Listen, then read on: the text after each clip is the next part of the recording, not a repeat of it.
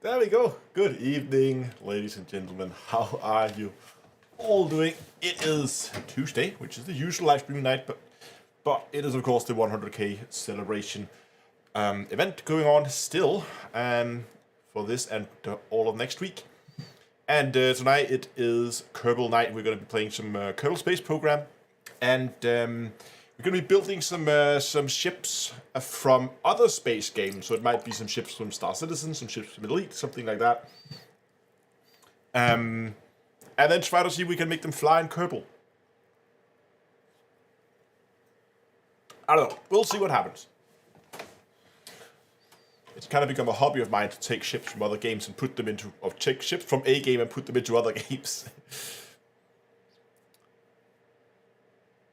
Okay, but before we jump in, of course, I should say that just as with the other live streams in this celebration series, there is a giveaway running. I can see some of you have already spotted it. There is, of course, some merchandise for 5 lucky winners. So if you go over to Discord, discord.d2a.com, you can sign up for the merchandise giveaway over there, and the winners will be drawn toward the end of this live stream, where the 5 winners each get a t-shirt or mug of their choice from the merch store. Of course, the merch store you can find at d2astore.com, where there's also, look at that, brand new merchandise.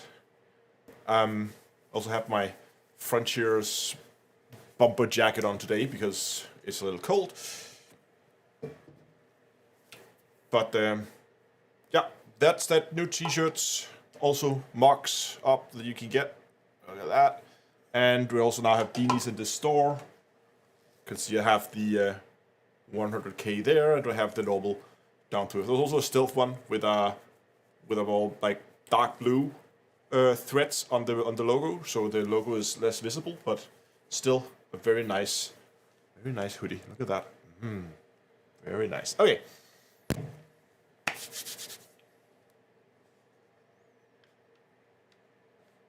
Is this the long-awaited Fortnite 24? Oh, that would be a terrible stream, wouldn't it?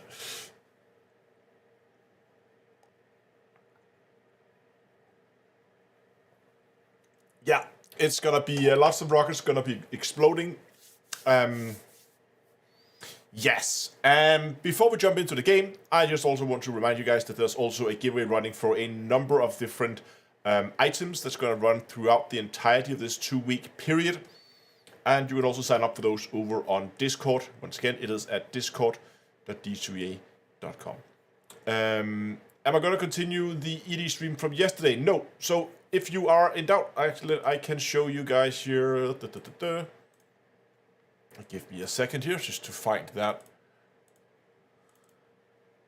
Stop that. Okay, there we go. So here you can see the live streaming schedule. It is also over on Discord. It's in the 100k events channel. You can have this streaming schedule for these next 2 weeks, where you can see yesterday was the Elite 0 to Hero. Today is Kerbal. And the next time we're playing on the 0 to Hero in Elite, that is on Tuesday. So next week is Elite 0 to Hero again.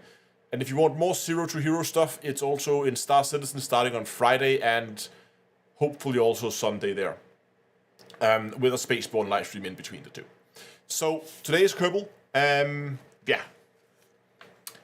Good. Okay, but as I said, there's also other giveaways. I can just show you guys here. If you jump over to the 100k giveaway channel over here, there's a number of different items. Verbal HOTAS, Verbal HOSAS. Oh, they both say HOTAS, both of them, don't they? Okay, that's a mistake. That should have been HOSAS. Okay, I need to go and fix that. I'll have to fix that later. I'll fix that later. But anyway, there is celebration icons. You click under each of them, and then you have a chance to win. To win whatever it is you click on. And if you want to know exactly what the prices are, then pay attention right here. And we're starting this prize rundown with Deliver Us Mars for 5 lucky winners. The keys are delivered and sponsored by Frontier Developments. For more information, go to Steam and look up the game Deliver Us Mars. Next up, from this event's main sponsor, GameGlass, we have 6 Drake Cutter starter packs for Star Citizen. So whether you're new or old to Star Citizen, there should be some new toys to play with. For more information about this, go to getstarcitizen.d2a.com.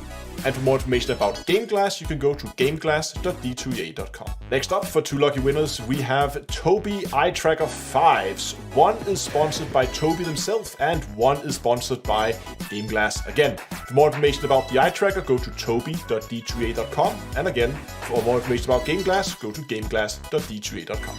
From Monster Tech, we have a pair of Monster Tech table clamps allowing you to mount your HOTAS or HOSAS directly to your desk. For more information, go to monster.tech. GameGlass is back, and for 4 lucky winners, there is a subscription for 6 months on GlassPass. GlassPass gives you access to all the premium interfaces, shards, and features in GameGlass, allowing you to easily control your ship, your truck, or whatever you like to play with directly from a tablet, a phone, or second laptop. For more information about GameGlass, go to gameglass.d2ea.com. But GameGlass is not done yet. They are also sponsoring for 2 lucky winners 10-inch Fire tablets with a stand and a full year of GlassPass subscription.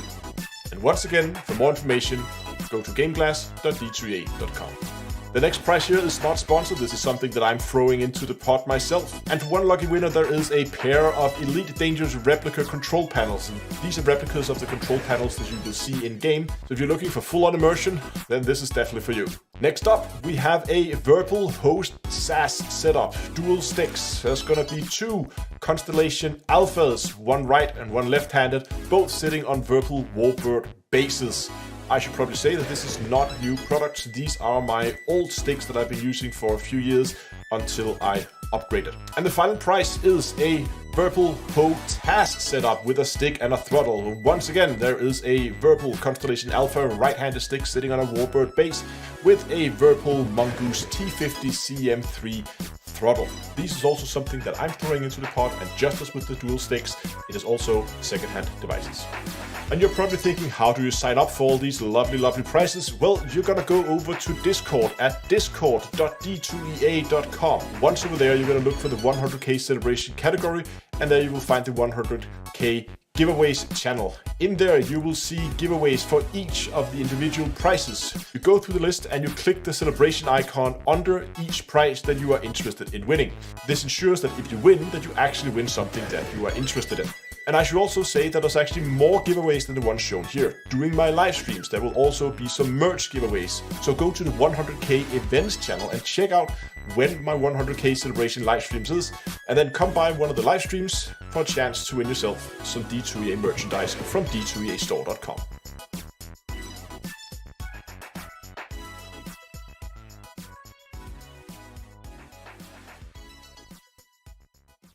Okay, so for those of you who just saw a few questions in chat regarding how to sign up, when you are on the Discord server, you need to go to the Welcome Start Here channel and read the post in there. That will guide you and tell you what to do in order to get access to the remainder of the server. We have a little verification step in order to keep spam bots out of the server.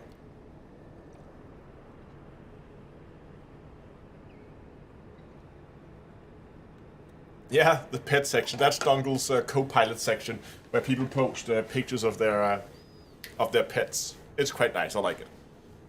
Okay, let me just adjust my chair. Okay, we need to build some ships. I'm gonna take some suggestions from you guys later on, but I think just to get things started, I think a good place to start would be an Imperial Eagle. Hey, Starlost. It's a relatively straightforward looking ship. Like, it's not a too difficult shape to build. A courier. Should we do a courier instead?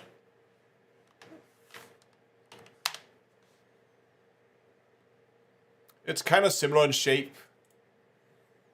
What do you guys think? You want to see Imperial Eagle or Imperial Courier?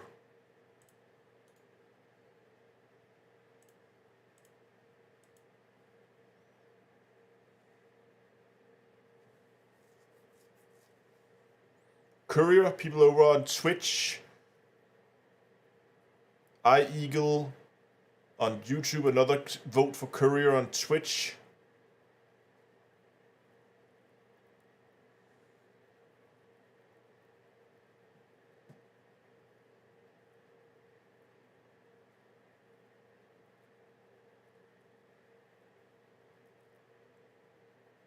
that's a pretty that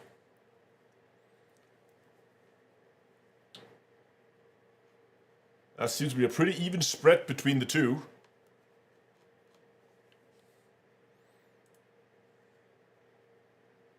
Now I'm just looking at which one's going to be easier to build. I think the Eagle is going to be easier to build.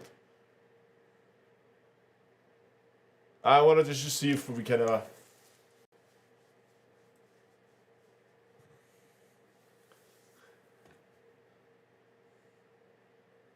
poll time. Both up each other. Let's start. I think we can. Let's start with an Imperial Eagle, and then we can do the Courier afterwards. I think the Eagle is slightly easier to build than the Courier because that is a little weird back here. But let's start with the Eagle, and then see kind of how we go on from there. So we're gonna need a cockpit. It's gonna have to be something like that, right? Do we adjust the colors on this?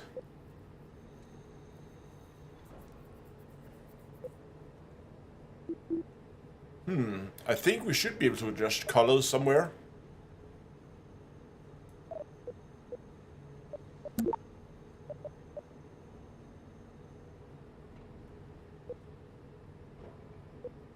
Maybe not.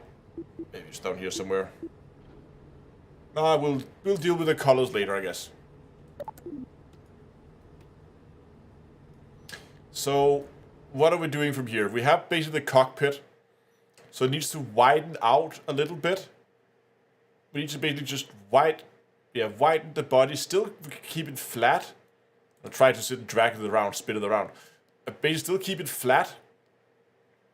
With these like angled sides. So do we have anything we can use for that, or do we have to come up with it?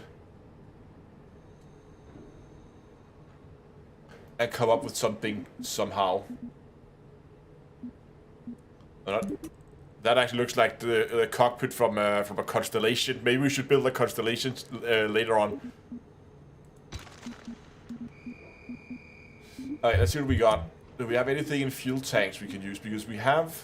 What about this one? It just goes round.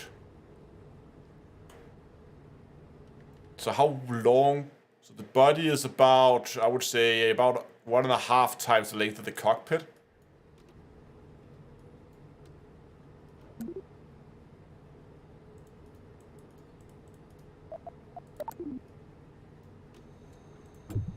Let's see what else we got in, because we have like something like that. So we could, just to get the length right, we could do something like this. But it needs to widen out, as you saw before.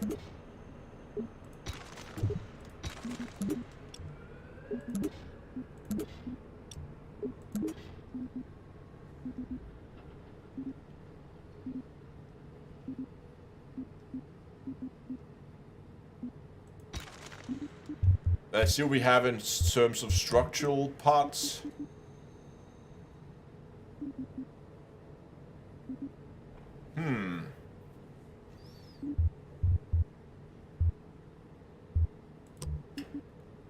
Aerodynamic parts.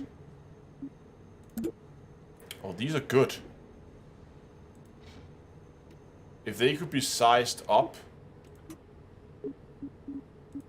these could kind of work as those out there, and the wings.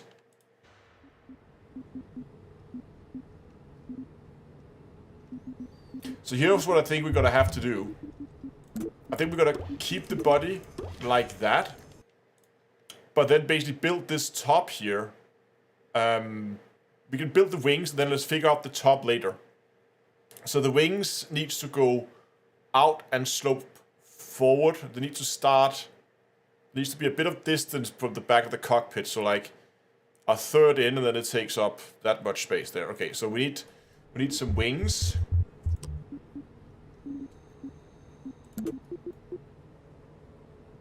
That might be a little bit overkill.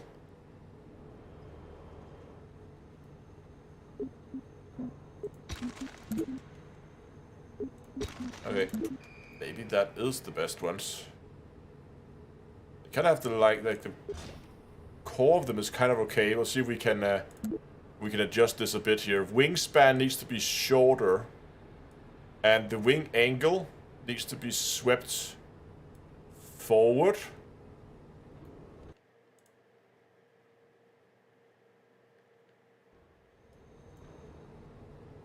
The root thickness...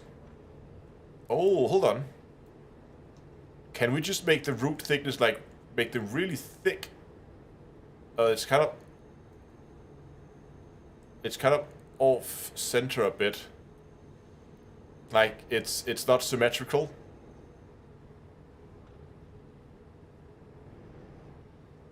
Okay, we might have to add these wings individually. Hold on. Let's just put that out and then add it without symmetry. Just put that there.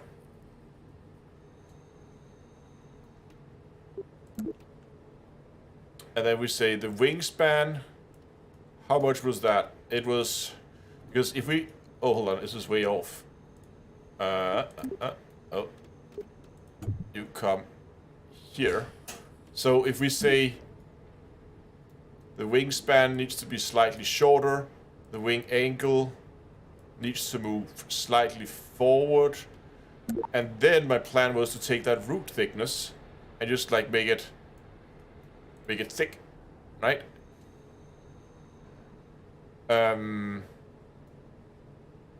Like that.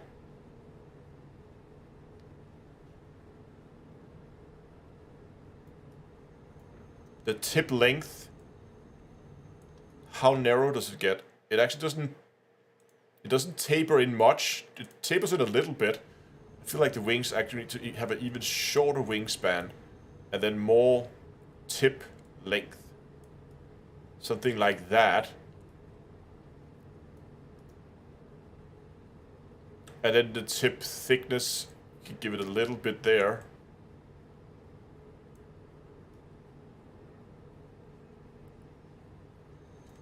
And I need to add some more wingspan. You'll see why in a second. Control surface. Okay. Let's just stop that there. Oh, okay, now that's on top for some odd reason. What I'm trying to now is to then say, can we then take this and like move it into the fuselage of it so that it goes like all the way in there, and then maybe move it down a bit.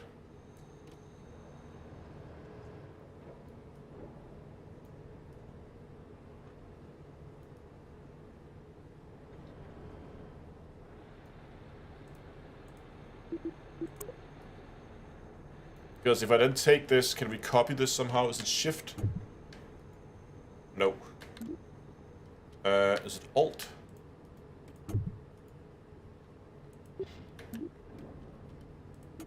Yes, Alt click.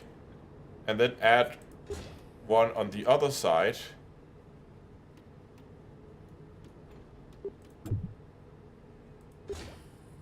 Like there. And then we do the same thing with this one where we pull it in to meet it up there in the middle. Might have overdone it a little bit with the root thickness there, but you kind of get my idea here, right? That... No, no.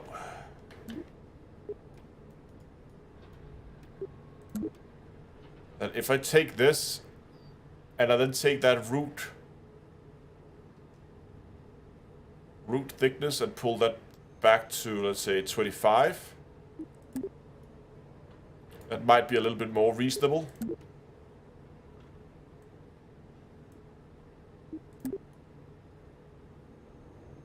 Now we can move them slightly down.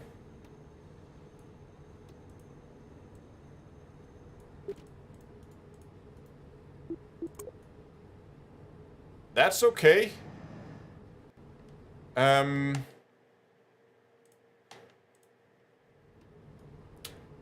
I feel like they need to be pulled back a little bit. Like they're a little bit too far forward, maybe? Or maybe the angle is a little bit too steep. What do you guys think?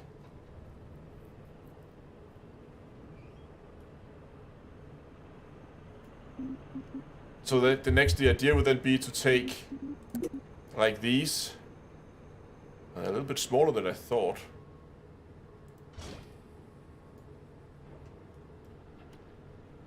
Can they be?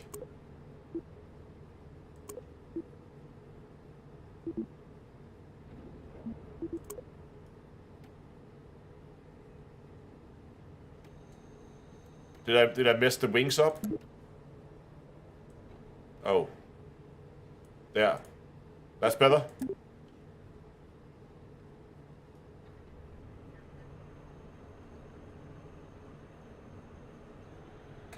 Oh, right, yeah, engines will add length. That's a good point as well. We need to account for the engines as well. So if we pull these back like that and like that.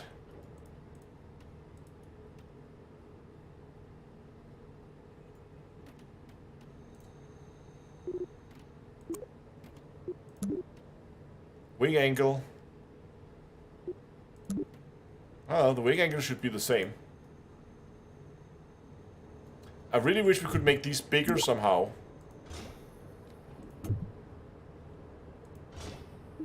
Because they're definitely undersized. What about these? Okay, these might be closer in size.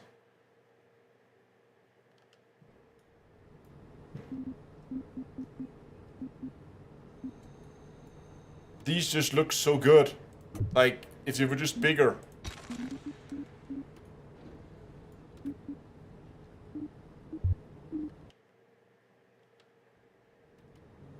Because otherwise what we could do was just do something like...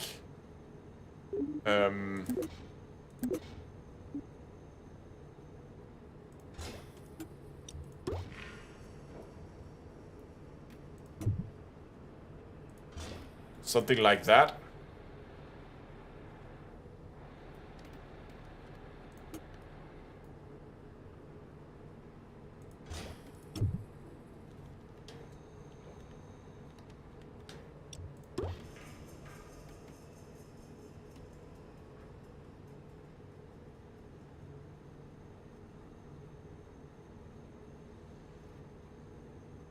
Flip the tips upside down. So you actually think that it, so you're just thinking like, oh yeah, that is actually better. Yeah, now we're talking.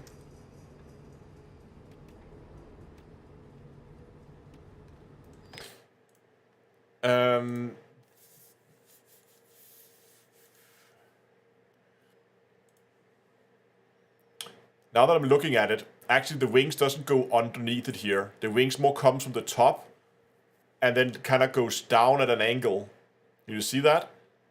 So they kind of start on the top instead of going underneath. So the shape of the ship is more like you have the center body and the wings comes down like that.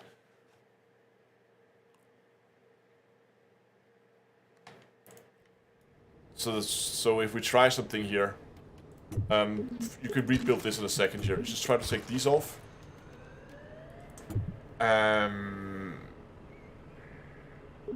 Just try, if we say... Try to add some new wings. I think I didn't like those wings. If I add... Oh, we could add flight symmetrics. There we go. If I add wings on, we need to remember they have to go back, right? So there needs to be a space for the engines as well. If we edit these and we add some root length to them, there. And then we reduce the wingspan. And we flip them forward.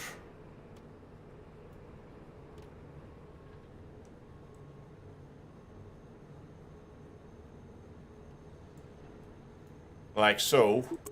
And then we close that. And then we rotate the wings.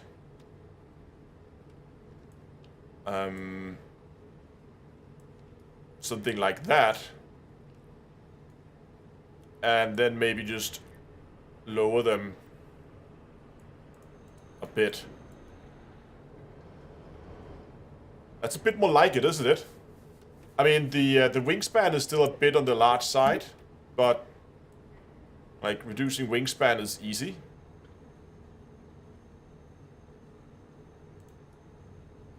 I feel like the wings, the root is too big now.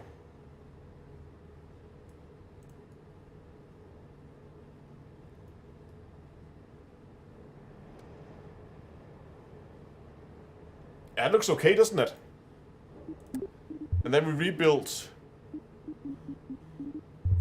that front thing.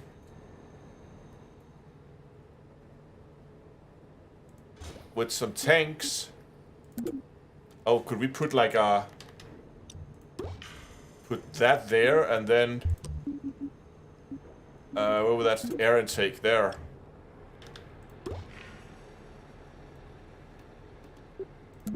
The wingspan is still a little bit on the large side, I think.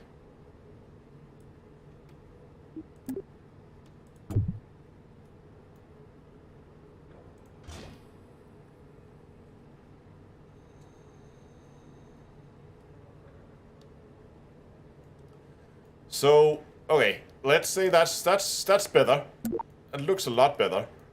What if we next need to look at that spoiler? So basically there needs to be winglets that comes up and then kind of meets at the top. They start like outside the body of the ship itself.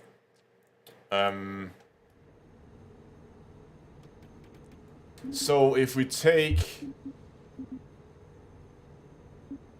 wings,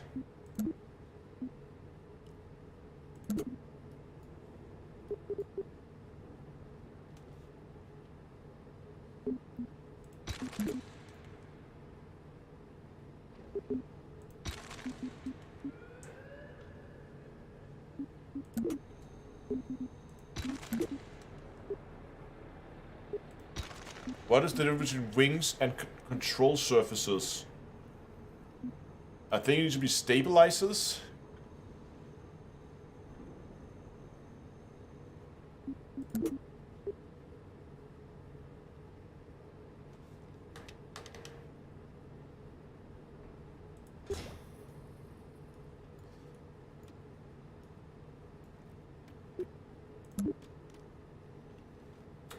Okay, so what do we need to do here? We need to basically reduce the root length, make them relatively narrow there.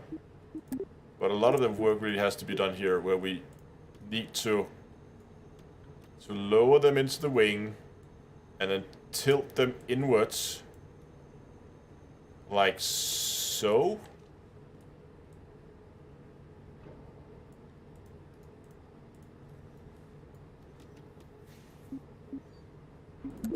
Can we add wings to wings? Yes, we can add wings to wings. So if we add wings on top of the wings, and then adjust those, but before we do that, we turn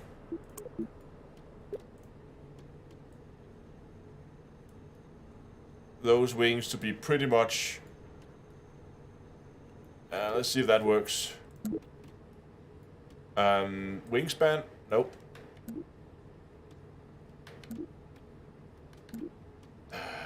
Clicked the wrong thing.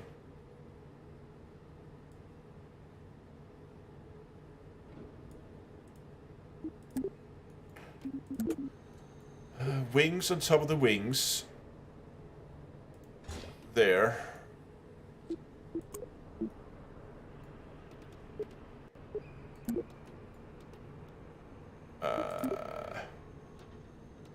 Let's turn these horizontal. Wingspan, something like that. Wing angle is more like that. The root length needs to be adjusted like that, and the tip length widened like that. The spoilers needs to be bigger.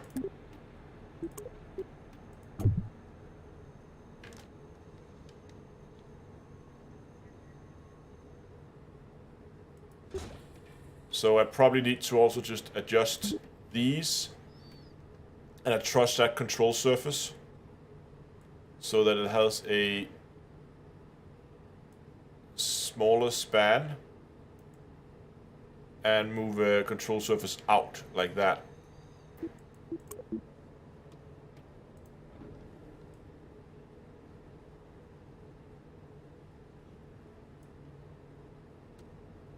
There we go.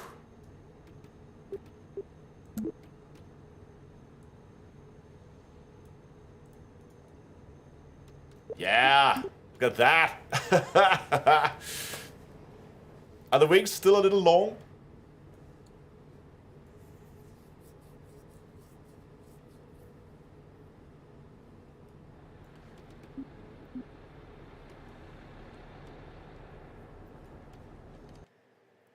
What does an Imperial Eagle look like from the rear? Oh, we have a blueprint. That's perfect. Wings feels a little long, if you ask me. Like, if we look at that from the top here, and then look at this from the top here.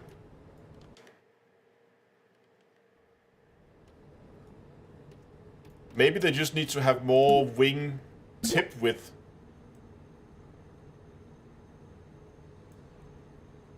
And then maybe pull the angle backwards. It's fine? Okay. What does it look like from the back? That's not a very good picture. Okay, we can see some engines here. Oh, so the engines are located out there on the side, underneath. Those are located in there, so there's basically nothing there. Okay. So that means ideally we need to, but we're gonna cheat a little bit. I saw there was some structural components here we might be able to use.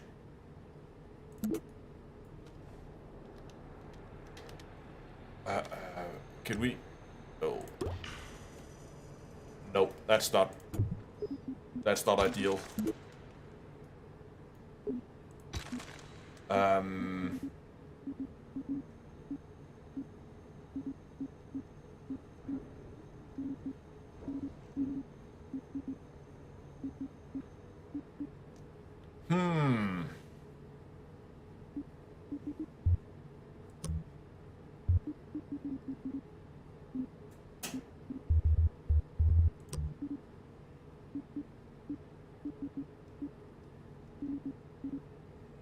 Because I do want at least 2 engines back there, even though there's going to be small engines.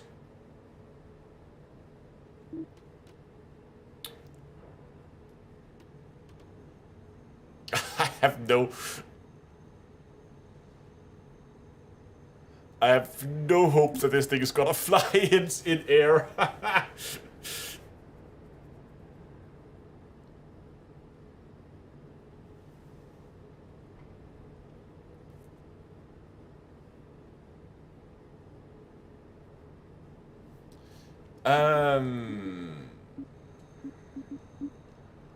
Is that really the best we have for making dual engine mounts?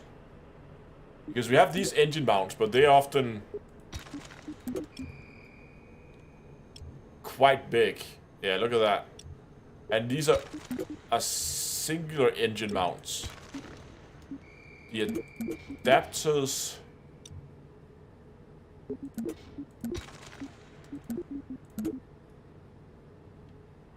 Oh, maybe we could actually just... Yeah, okay, that works. I'll take it.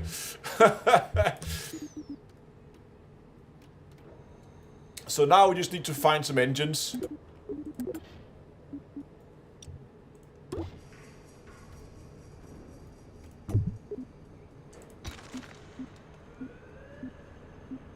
Jet engines.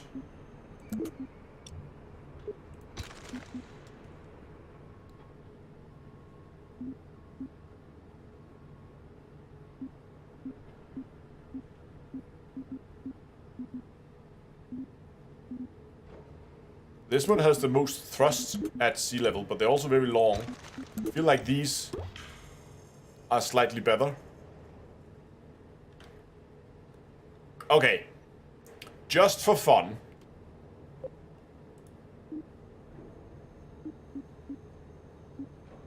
Vehicle name.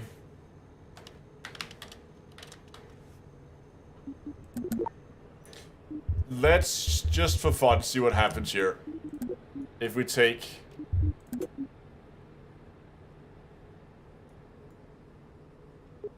What on earth is going on here? There. And then let's take the engines and fire the engines first. Okay, let's try to launch this. Let's see what happens. Okay, what's the chances? Oh wow, frame rates is not happy. Oh, before we fly, just very quick poll over on YouTube here.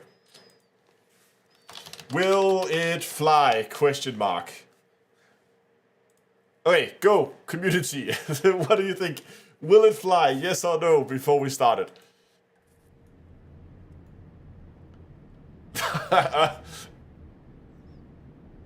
You guys have way more faith in me than I do.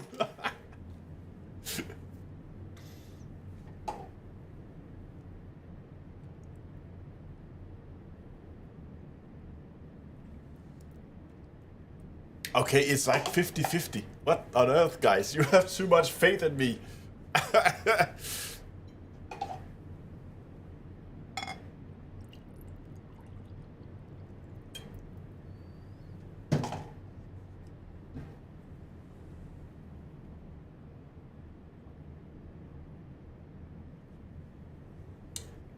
Okay. Ending the poll. 55% said yes. Okay. First engine startup.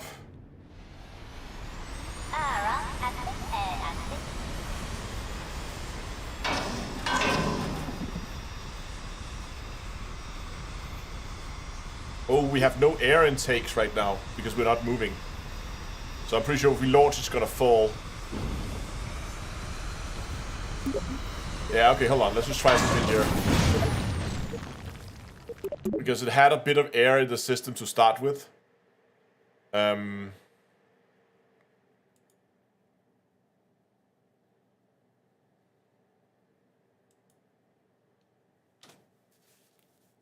It's probably because of the air. Oh, what happened there? Kerbal is not happy. Did the game crash?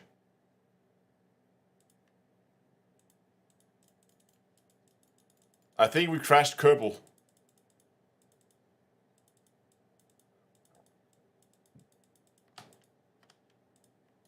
Yeah. It is non-responsive. Howard, god damn it. You broke my game. Well, let's try that again.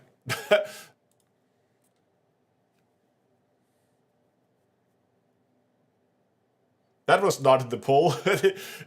Not only did the ship, did the plane crash, the entire game crashed.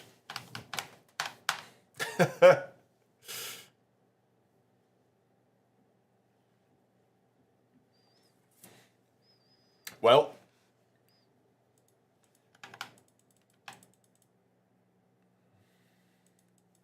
Come on.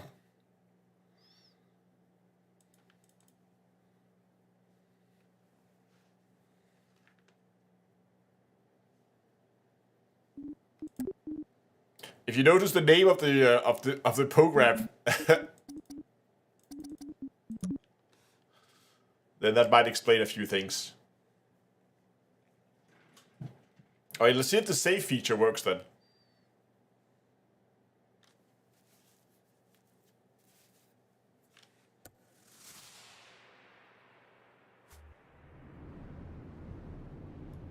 Oh.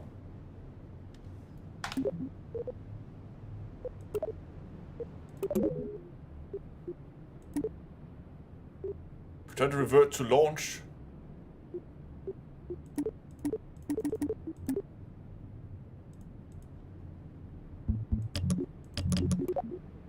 Okay. Vehicle assembly building, let's try that.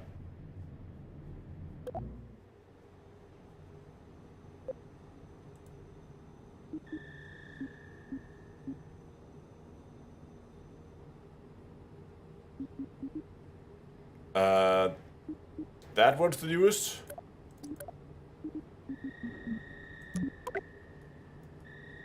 Yeah, that looks about right.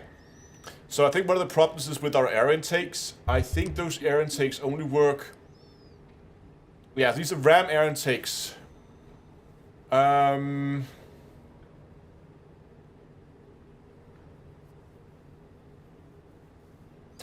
they work well at high speeds.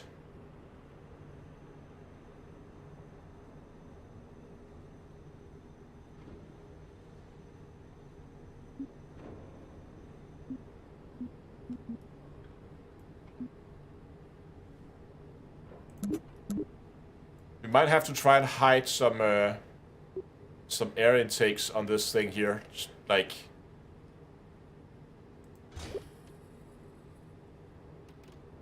If we do something like this.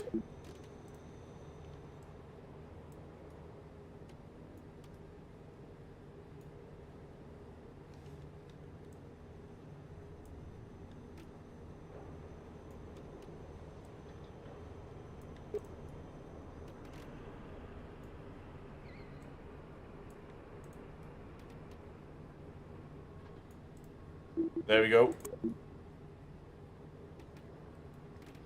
Just because when it's sitting still. Can I make a slingshot to launch it from? No, I don't think it needs to be connected to the engine. We should be okay here, I think. But I might need to put some boosters on just to get the thing up to speed before it will fly. But yeah, let's see what happens.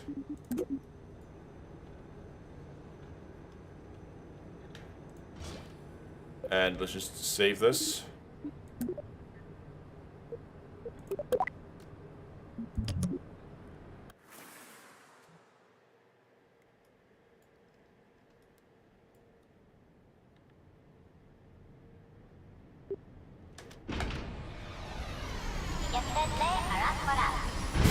Nope, it just takes too long for those engines to spool up and get any kind of thrust.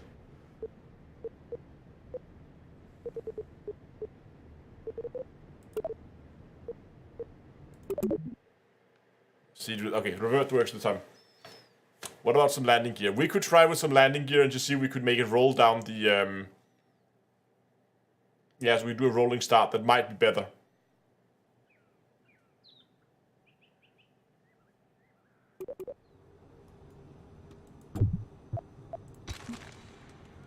Let's just add some basic landing gear here, if I can remember where landing gear is. Landing gear is under ground. Yes.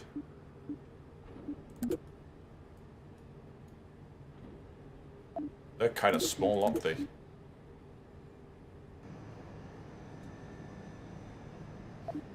Actually, let's put small landing gears on the wings.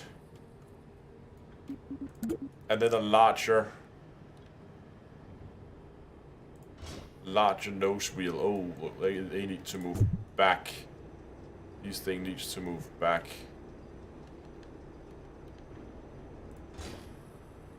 Because where is our center of mass? Hold on. Yeah, no, this is not gonna work. Like, we actually need to make them very... Because everything is upside down on this boat, or this ship here. We need to put that there. And then we need to put a landing gear on the middle. Back there. Because now we have a 3-point around our landing gear. So it will actually sit on the landing pad. Save this version. And launch it. Okay, now we can do a rolling start. See if that's this is stupid.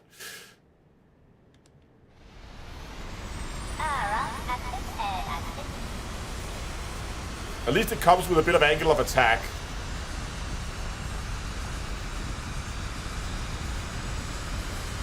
Right now I'm just letting it roll down the runway to see what happens. Oh, it's spitting out. Kaboom!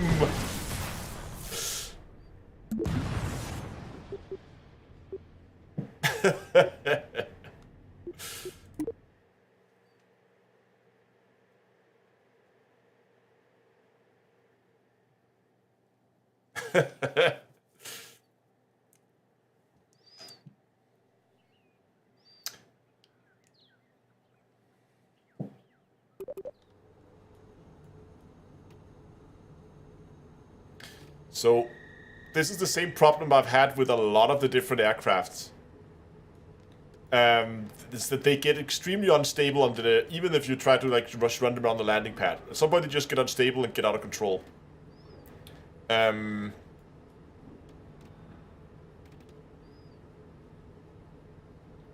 So I think my best bet is just to get them up to speed faster, basically. So we're just gonna add some... we're just gonna add a little bit of help.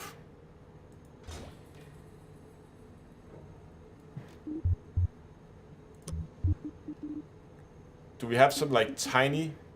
oh, we have these.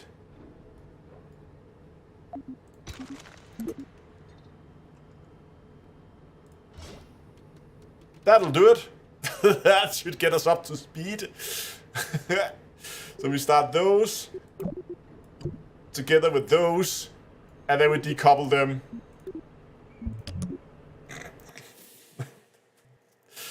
Yeah, this is gonna work. No problem. Look at this. It's gonna take off like a rocket.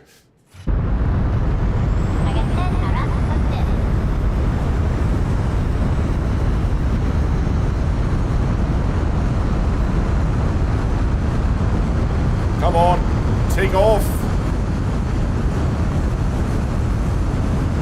Yes!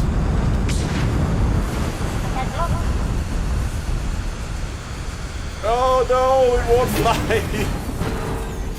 Alright, let's try that again.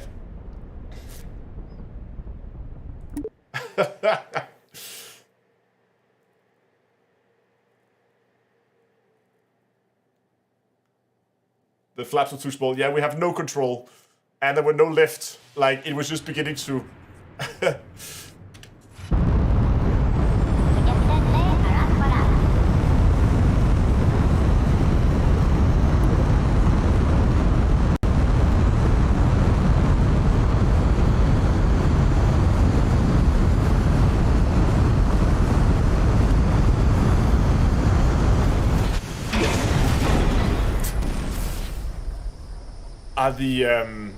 Are the elevators reversed or something?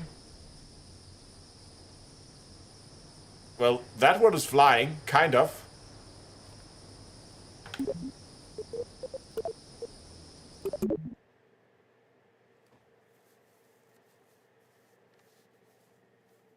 Because if we look at the way the flaps are working, you can see here, if I try to pull the nose up, they go down. That doesn't really make sense to me. I'm gonna see if maybe these are reversed.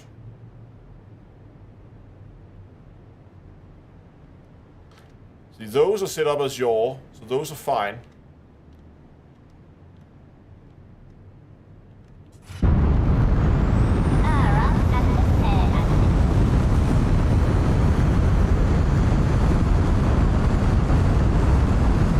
Try with no inputs. Just see if it will take off on its own.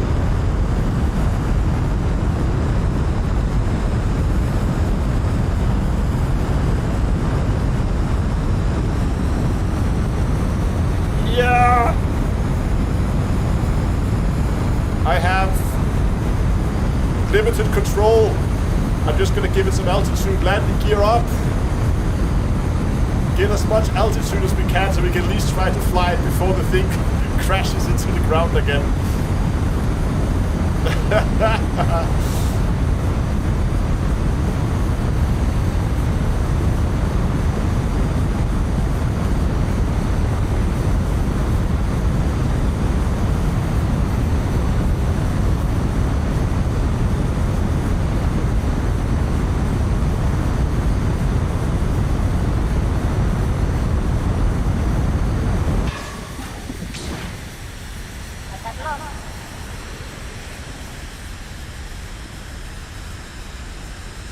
Alright, let's see if we can put this into level flight.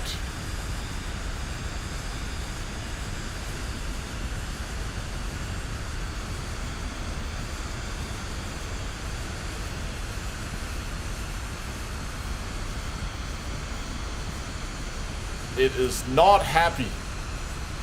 One bit. Like, I'm trying to pull out of this dive. I have a little bit of roll authority.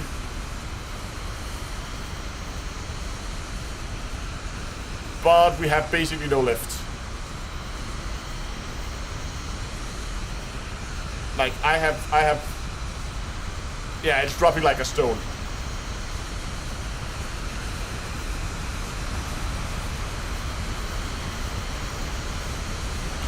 Yeah, I think you're right. It's probably way off balance.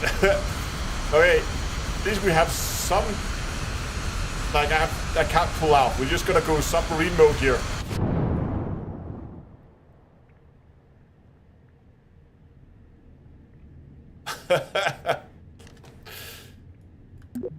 Okay, that was the most successful flight so far.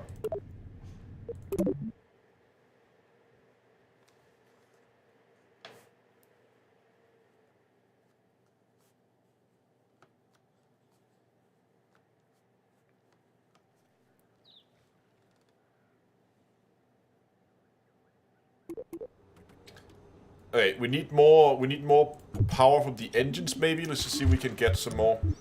Because I was looking at, instead of going with fuel tanks, engines. Going with something like these. They don't really have much more thrust. Like if we look at these engines here, they have a max thrust at sea level, at what atmosphere? At 120 kilonewton.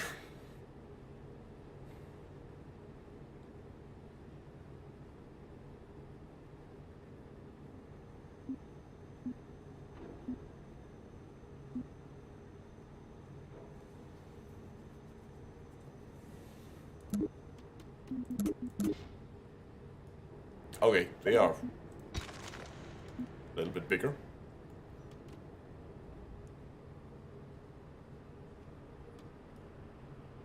Wing lift may be inverted. Oh, let's just see here.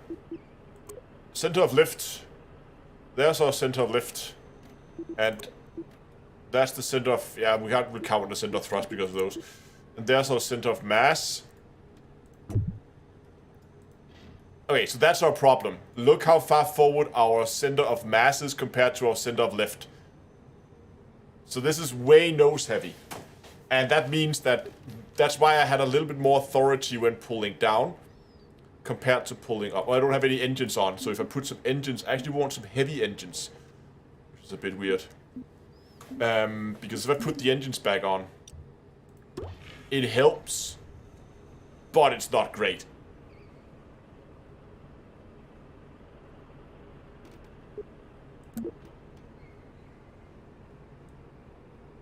So the route length doesn't really do anything to the center of lift.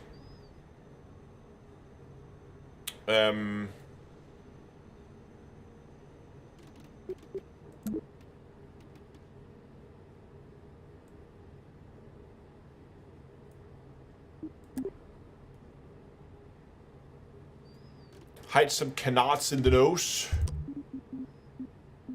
I wonder if it will allow me to do that. So basically like tiny wings, we just...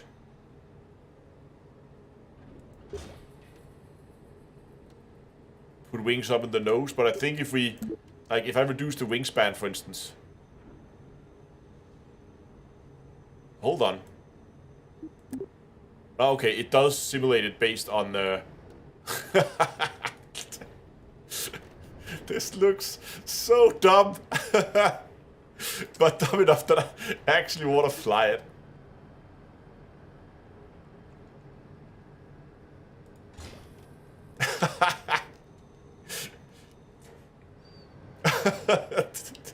It's like, I don't know what it is, but we're gonna fly it.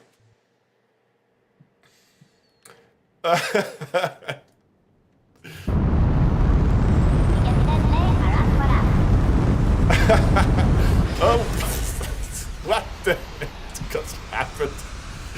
What on earth is this? What?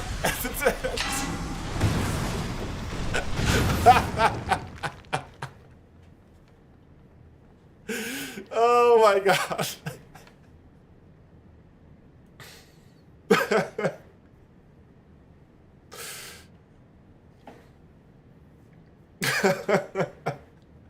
Okay, gotta do that again.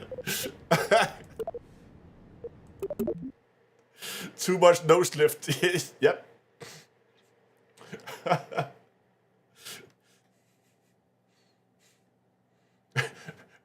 Might have done it a little bit on the nose lift there.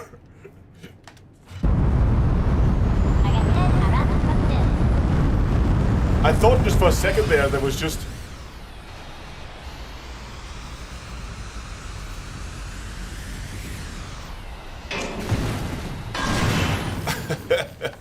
Okay.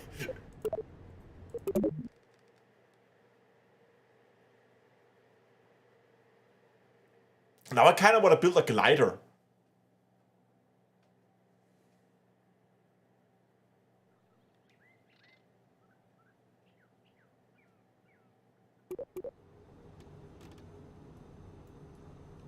It doesn't count, didn't explode.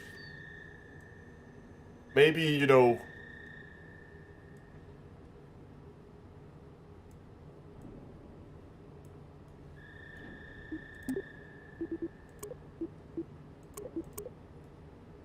That looks better. Maybe. Let's try to fly.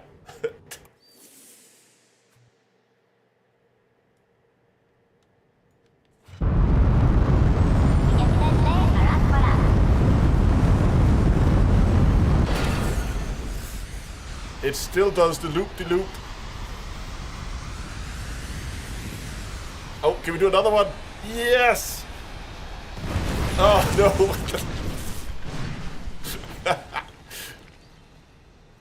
Okay.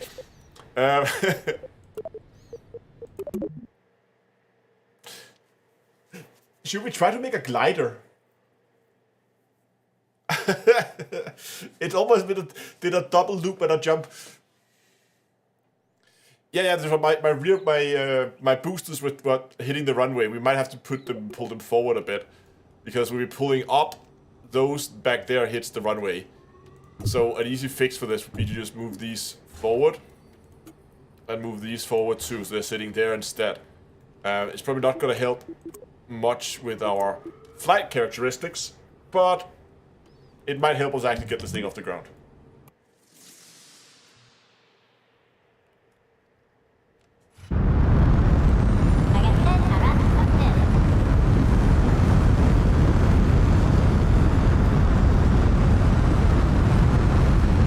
Still too much nose lifts. Okay, one loop.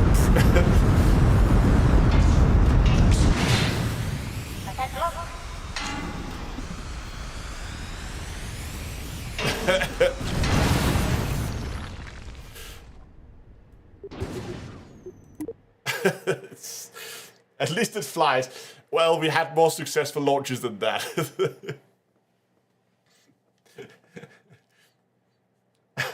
Thank you, Dunkel. And kaboom. Okay, I see where this is going. I'm determined to make this thing fly now. Let's make those smaller and launch.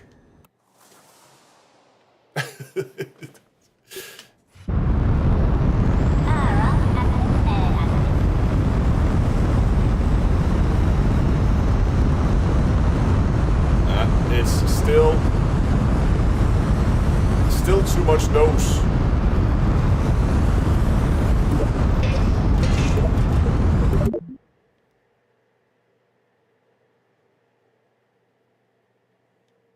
Not pilot safe.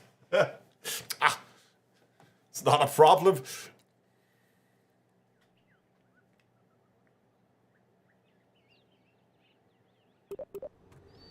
I just want to see, like, if we make these wings, like, super small and stubby. Like, that. Is that still gonna be too much?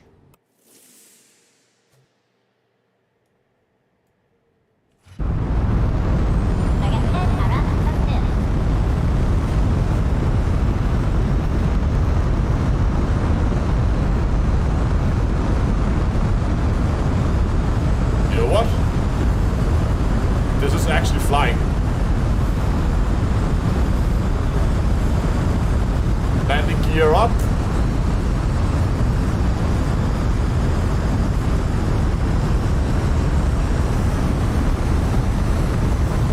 We're gonna go and get some altitude.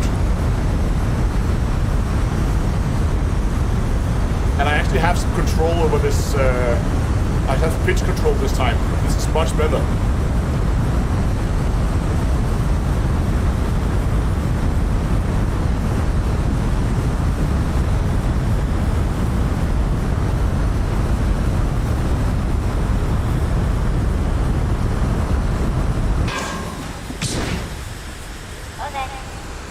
Whoa! Whoa! It does loops. Okay. It still does loops for days.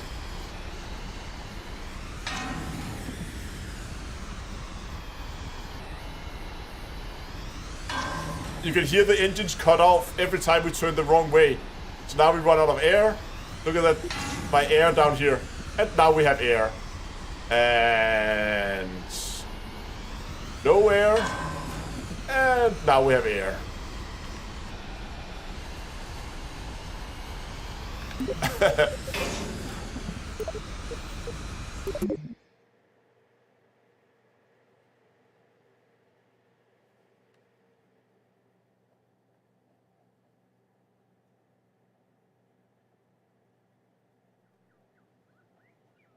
Yeah, I'm missing my FA off. Yeah, this is FA off.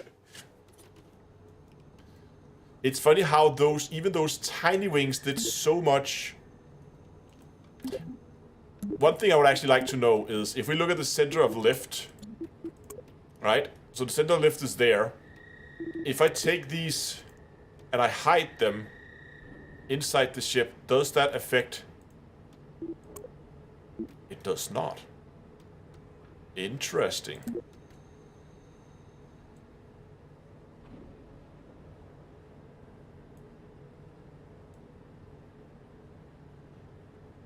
So we make the wingspan like 0.1. What happens then? Are we then back to the same as before? Because then we cannot actually just hide them inside the fuselage. So they are there now.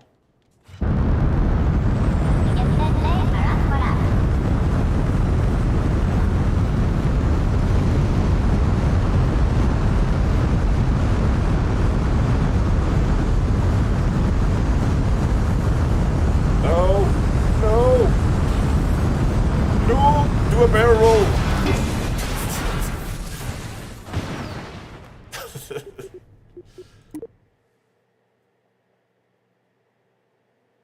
It's going to be so simple. Nope.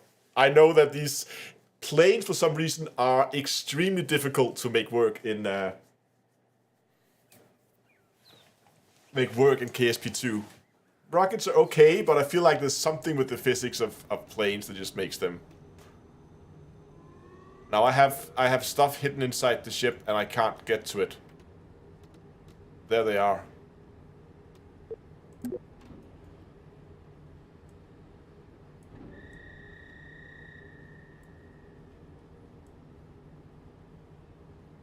To make them like tiny and stubby like that. Is that gonna be enough? Because we tried them with like... There, I'm gonna try these tiny stubby ones, see if that will fly.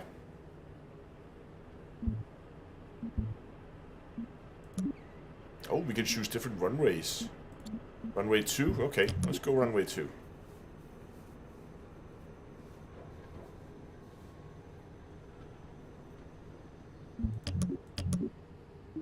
Why you no launch?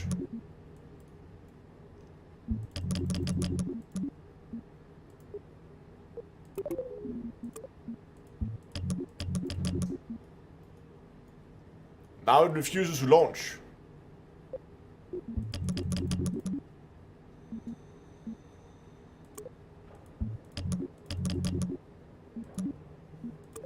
Game's dead again.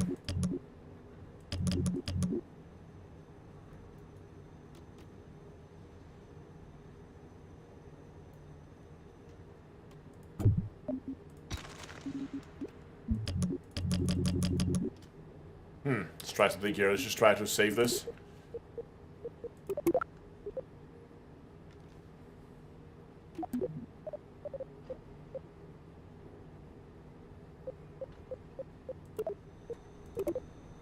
For some reason...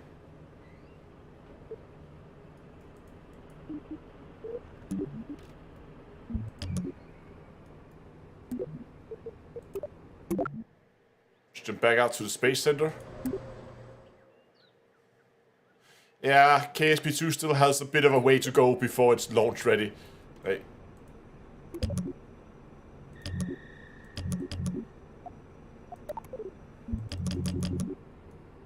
Okay, rebooting the game.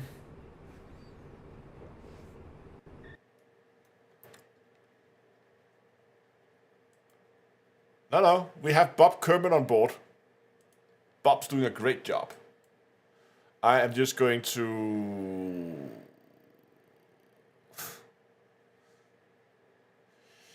Yes, so while I'm just rebooting the game, guys, remember there's 2 giveaways running, both for a number of different items. We can see all of it over on Discord, and there's also some merchandise giveaways where you can win yourself either a cup, a mug, or a t-shirt of your choice from d2astore.com. So hit over there, see if there's anything you like. There's also much more than just t-shirts and mugs. Is the spoiler even a control surface? No, I think it's just a wing.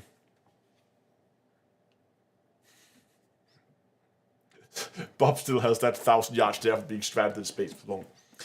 But yeah, head over to Discord, d2a.com, and you can sign up for the giveaways over there. You want to either try to win some merchandise or some other cool items. Alright, if we don't get this thing to fly, I'm just going to try to build a simple glider. Just nothing special, just a glider. What does a glider even look like?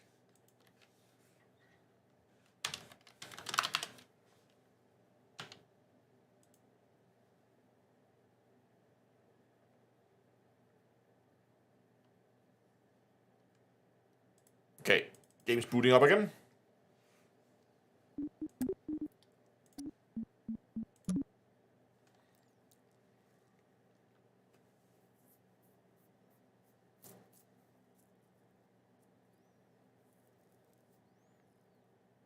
Then we need long wings. Yeah, I just found a picture of a glider.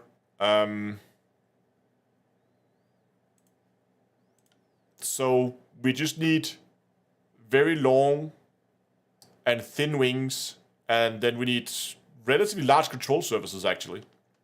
But it seems like a very straightforward design.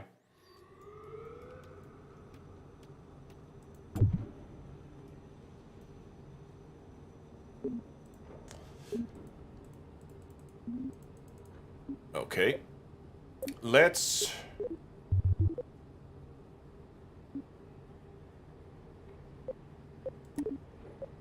make a new one. Let's try to build a glider. That sounds fun. So, glider cockpit. We could use that. Or we could use an inline. Oh, you know what? That might actually, like, if you want to do, like, the double seat glider.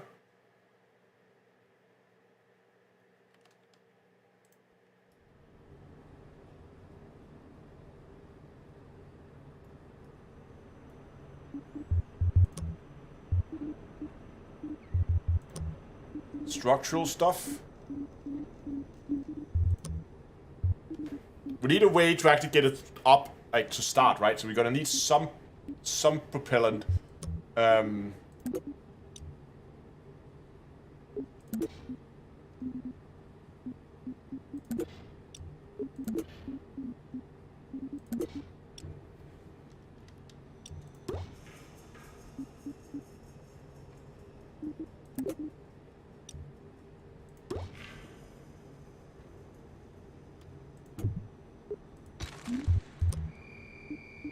Do we have something like tube? Have a body part there. We need it smaller than that.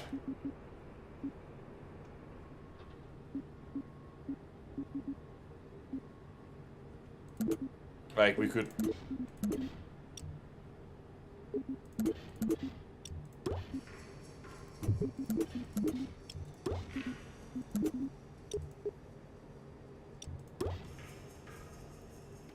That might be a little bit too much. So here we need a control surface. So control surfaces, are those just like control surfaces? Like they have... They're just basically flipping themselves?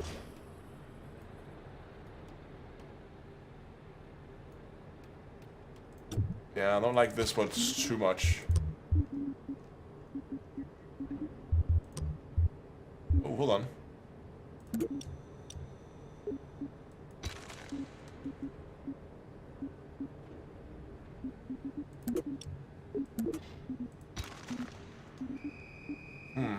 No.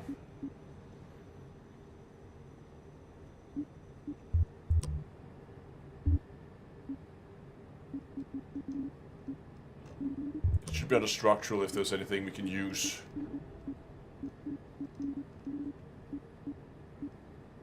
They do come in round, but not in the size that I need. So we could get rid of that. And then just put that one on there. And then at the back, I think we're gonna need...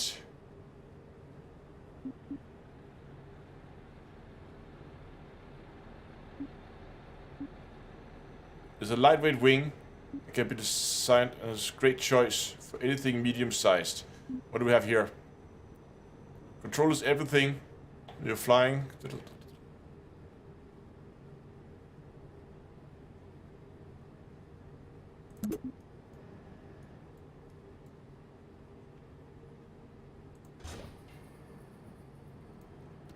That at least has a control surface on it.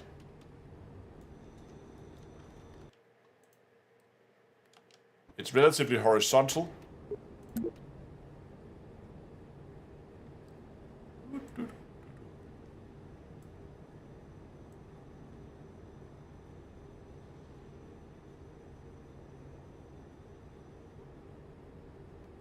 Something like that. Full on with span and just give it a lot here with the control surface. So we have a lot of control surface there, and then we do the same thing. Nope. With these stabilizers. And we just need to basically put them...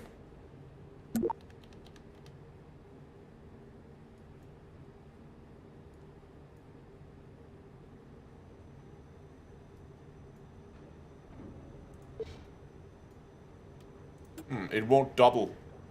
So I have another plan.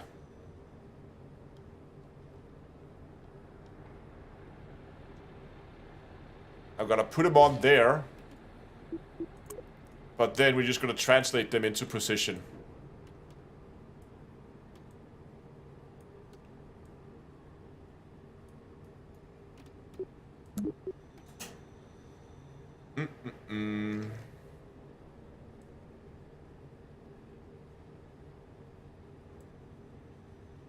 And the angle is only slightly swept. Oh. Less root length, I think.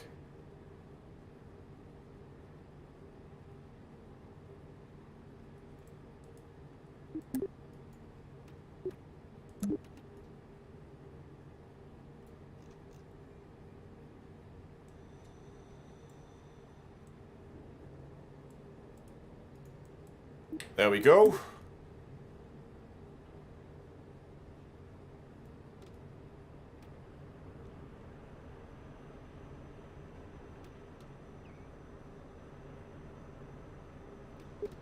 Now we just need some wings.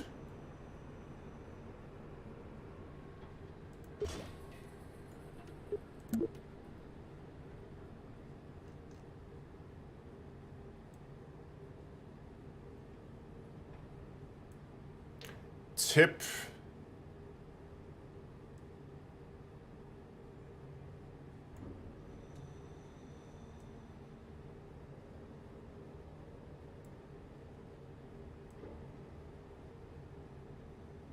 All the wingspan.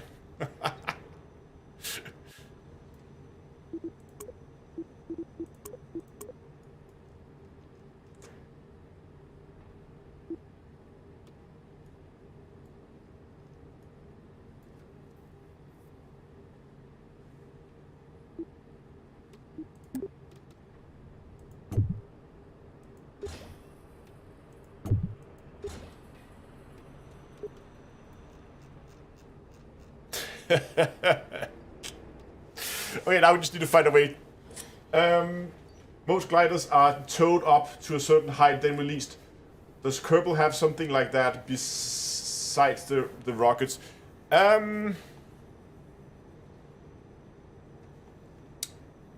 We could... so what does it have in decouplings? No. It doesn't really have any kind of cabling or anything like that that we can use. So I think what I'm gonna do is just basically put a rocket booster on it and just fly the thing into space. So if we just take the entire thing here and just tilt it backwards, and then here on the back. Wait, let's just try something stupid.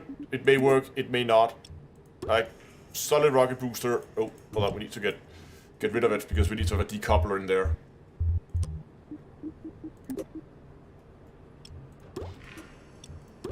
There you go.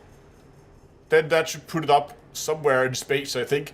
Maybe not all the way to space, but it should help it get off the ground. Maybe just like, I don't know, put in some clamps. The clamps are all confused. Okay, it figured it out. Right. Let's try. Oh, did I mess up my staging? I might have messed up my staging there.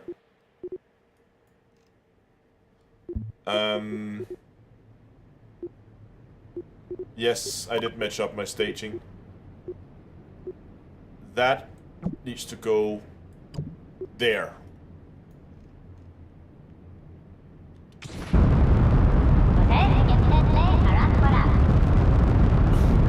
And we're back to spinning.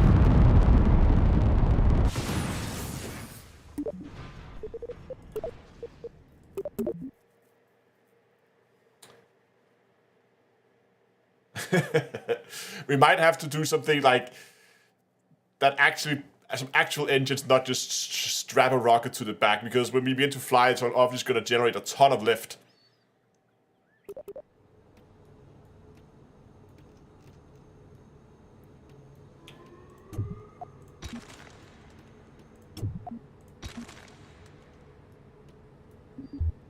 Didn't they have these like small boosters?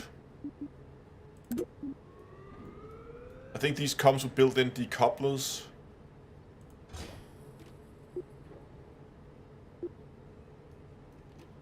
No, okay, but they just run out, basically. So what would happen if we just added a bunch of these? Is that enough thrust to get us flying?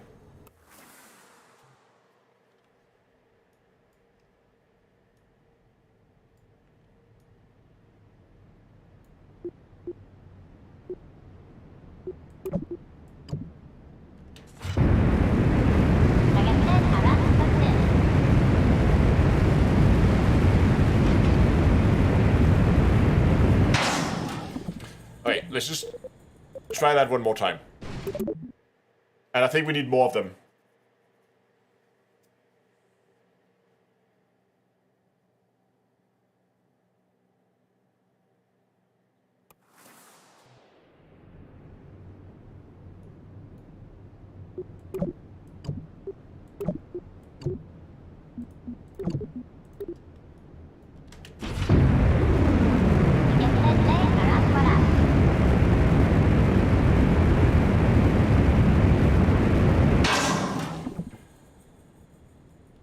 Oh, it's gliding.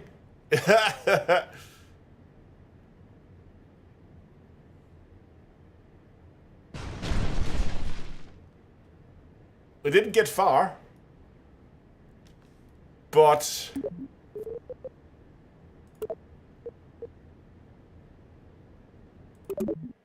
if we get that thing a little bit higher, and then some center-lined wheels, so we can actually land the thing.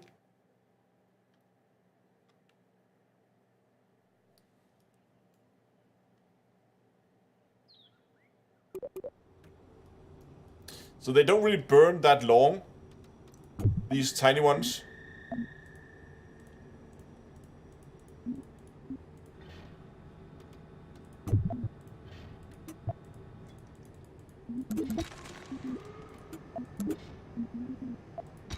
So what do? We need more...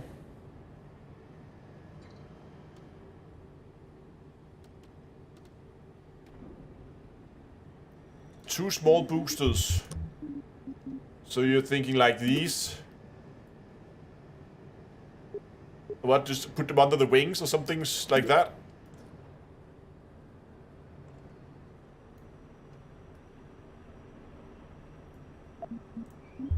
We're gonna need decouplers for them.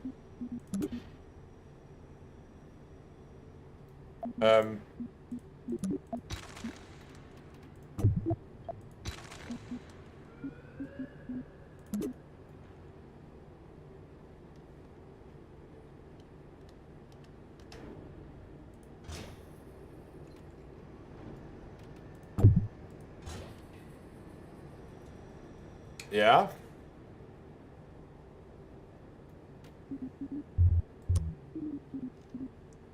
So we just put those on there. And then can we limit? You say we can limit the thrust of these? So if we pull these back to like 10% thrust. Oh, great. Well done, Astro.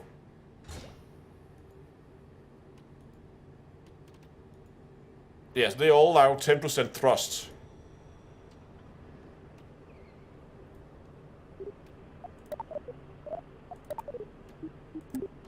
And then we just say, that goes there, that goes there.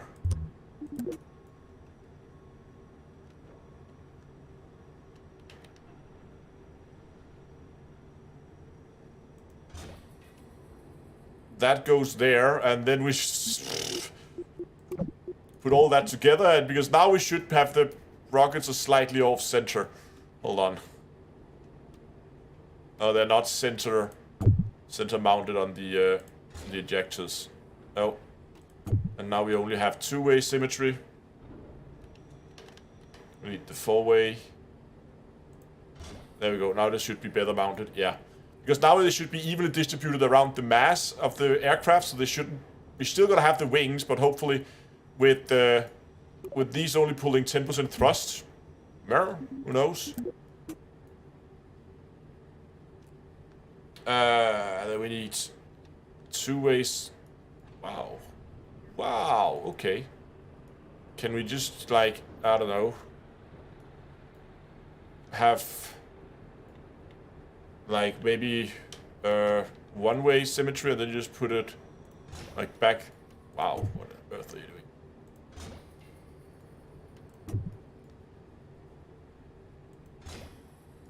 Like that. I don't know if that's gonna work.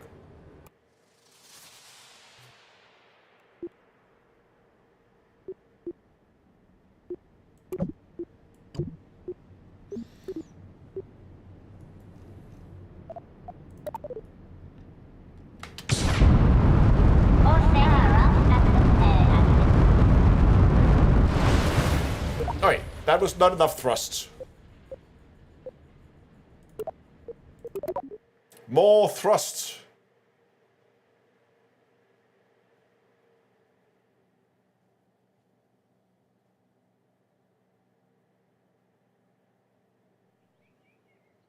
$50? Yeah, let's just pull them. We tried 2, which was a little bit hard to control, so that's why I thought 50 would be too much. But if we pull it up to maybe 25.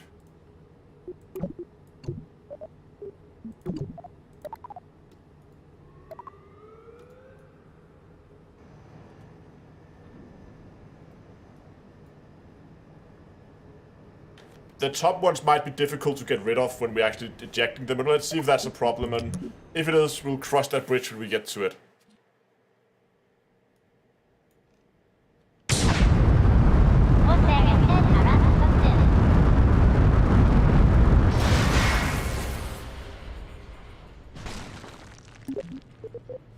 Okay.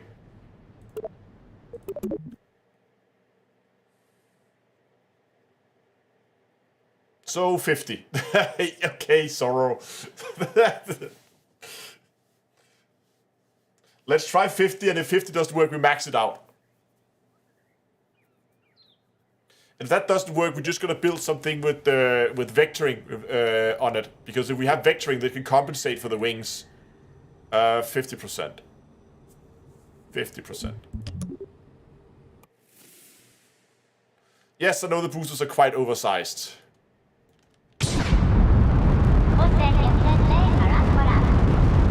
Okay, so we still have that control issue.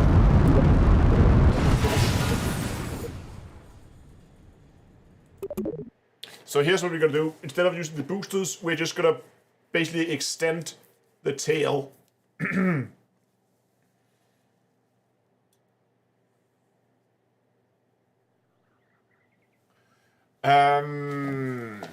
What if... Now we just... What if we... I have it here. What if we, instead of having this back here, where it's just like open, what if we just made this basically engine, and make this fuel tanks, and then added an engine on the back, and then we're just gonna keep flying with that as an engine right here on the back, should point straight through our center of lift, should be perfect. And we can throttle the engine, because the normal ones we can adjust it to so that it fits with the wings, and then we're just gonna fly it until it runs out of fuel. So, like... Okay, I'm not sure what happened there, but fair enough.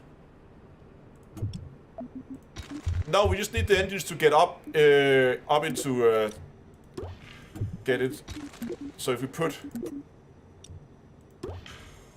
like that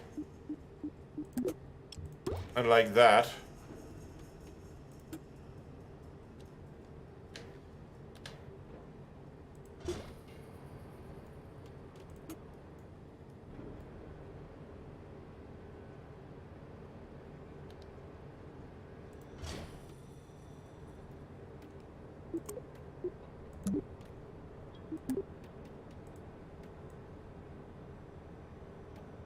Oh, hold on.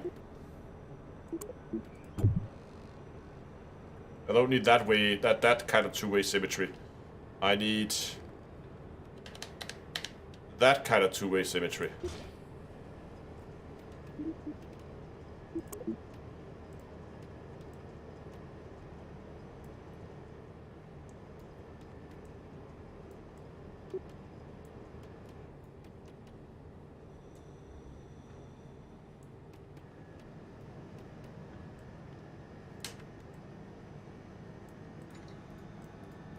There we go. Why do I feel like those wingspans is a little bit on the low side? Make the wingspans bigger. There we go. And then we just put a basic engine back here. Something with some vectoring in it.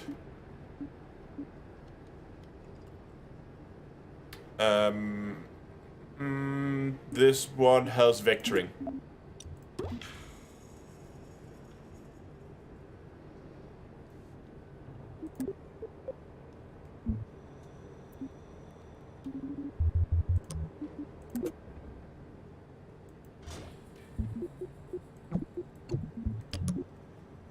No, we don't need intakes, it's a rocket engine.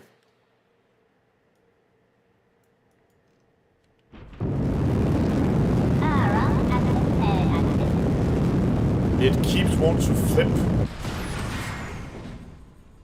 For some reason. Decoupler, nah.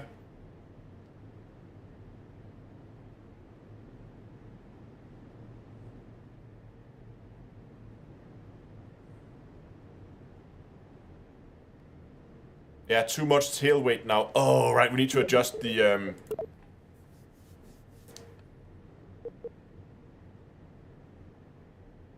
Okay, okay, I have another plan here. Does it keep the backtrack thing? Because I want to get back to the...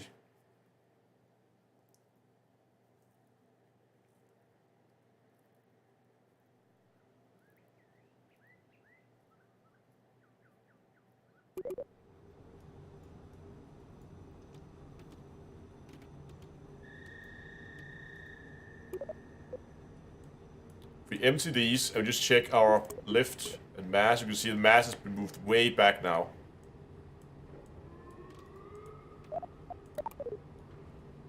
Yeah.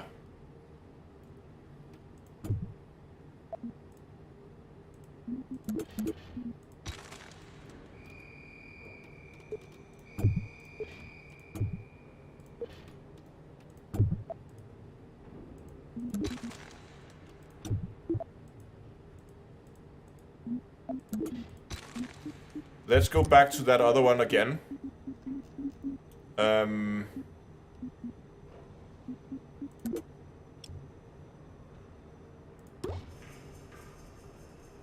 Wasn't it longer? Wasn't it? No. So put that there. Put these.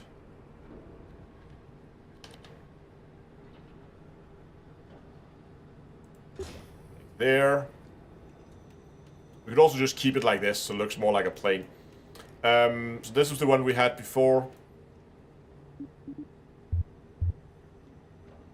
Now what I'm gonna do is I'm just gonna add, like we did before, these tiny little solid rocket boosters. And then we're just gonna basically use cheats to make them fly constantly. And then we're gonna use that just to push us up. There we go. Put that together. And then once we are airborne, then we can begin looking at what's going on here? One-way symmetry. And it's just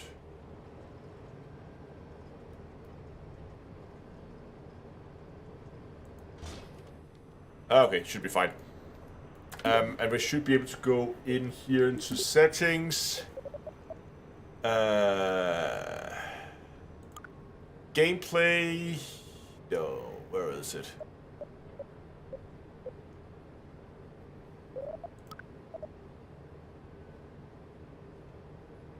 Here we go. Infinite propellant on. Infinite electricity on.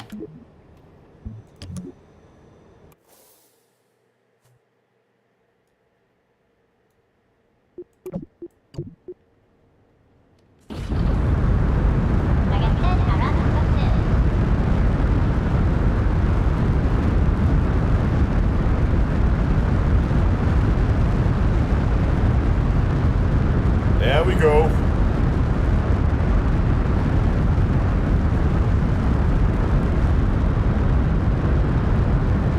Now we're talking.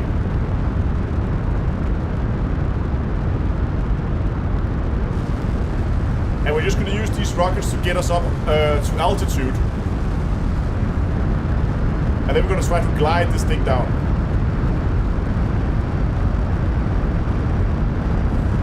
Because these are solid rocket boosters, so we have no control over them. So what we're going to do is, once we get up to altitude, we're just going to disable the cheat, and they're going to burn out in a few seconds.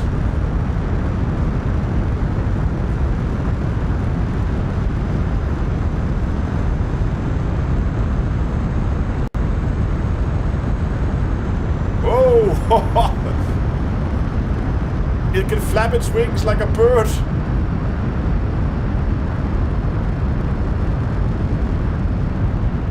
I might have a bit too much. I might have to downsize the control surfaces on the wings. You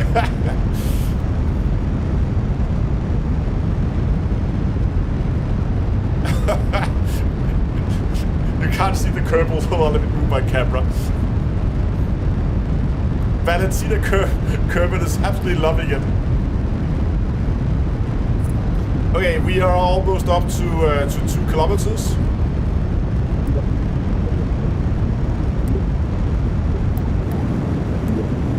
And now we're burning fuel.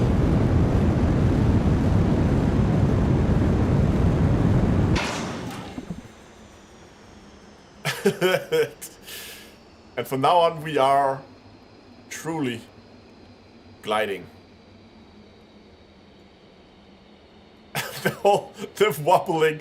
Oh.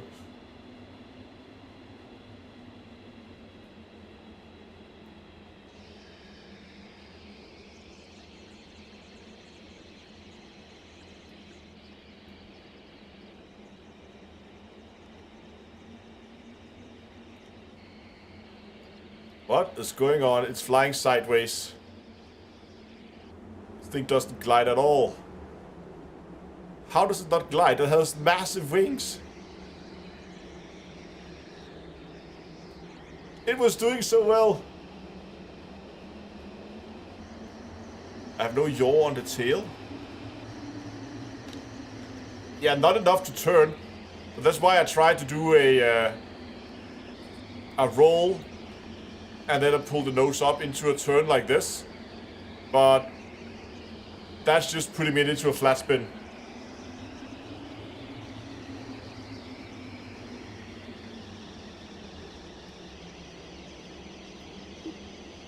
How can I be stalling? I'm going like 2,000 meters a second. Trying to pull it out of the dive here. Roll it into level flight.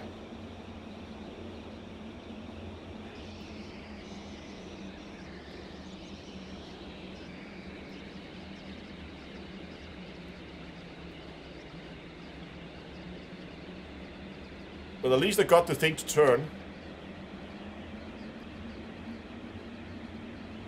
It's not the easiest thing to fly, I'll tell you that.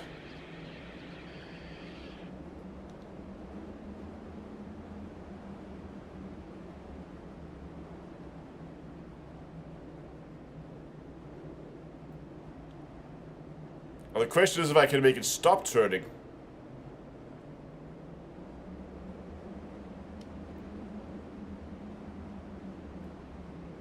I feel like I'm just in the flat spin now. Yeah.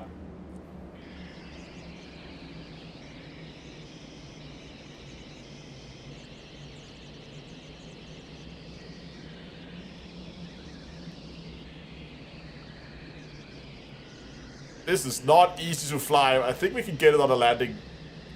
Maybe not a landing, maybe not a runway. Yeah, small maneuvers. I think you're right. Oh my god.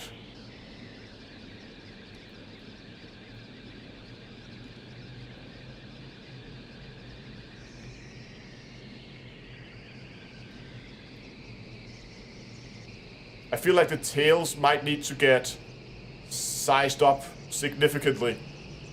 Because I have pretty good, like, pitch authority.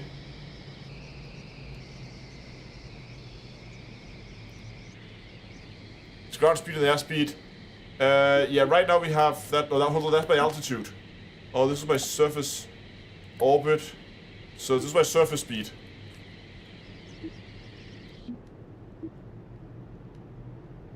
I thought I was looking at that as my speed, but that was my altitude.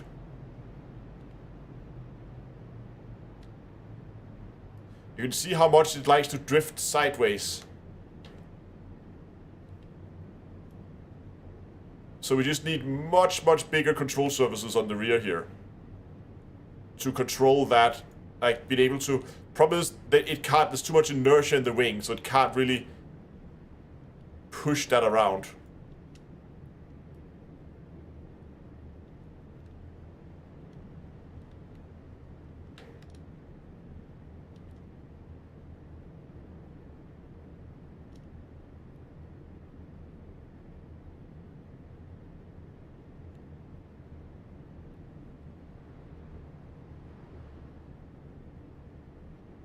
It's very silent. It is very silent.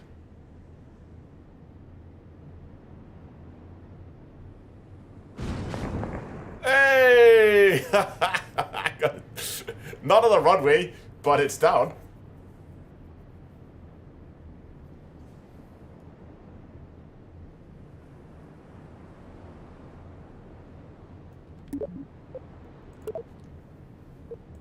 Let's try to extend the tail a bit, give us more control.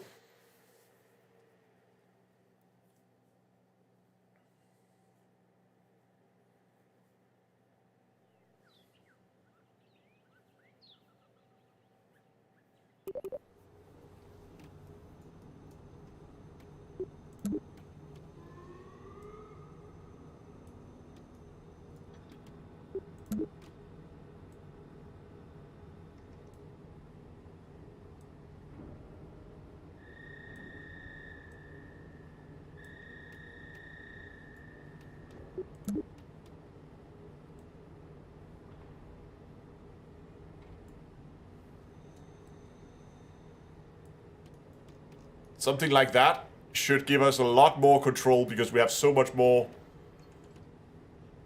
surface area back there now.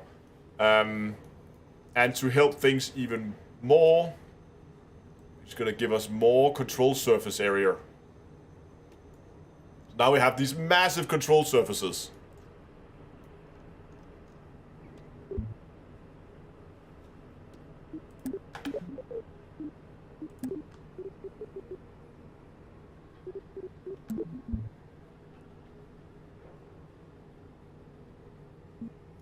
Oh, we need to check our center of mass and our center of lift now. Okay, we're still pretty good. I like these long, sleek wings. I don't think we need fatter wings. I think the wings are fine. I forgot to...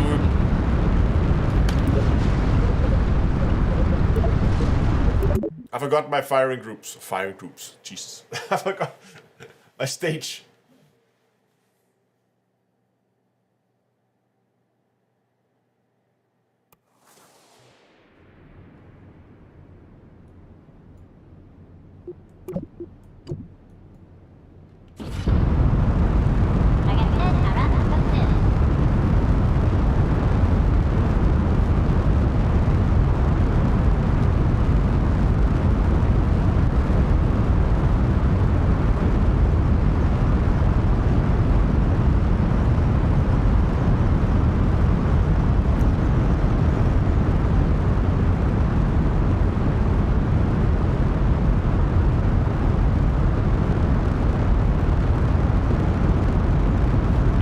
Like to perform well at these, like these speeds here is not where this thing excels.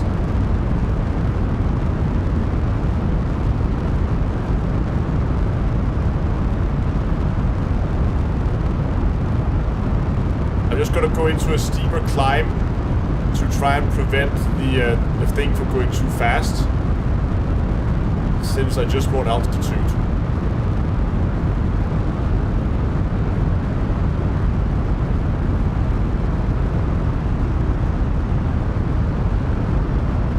Gliders not designed for 300 kilometers per hour. No, they're not.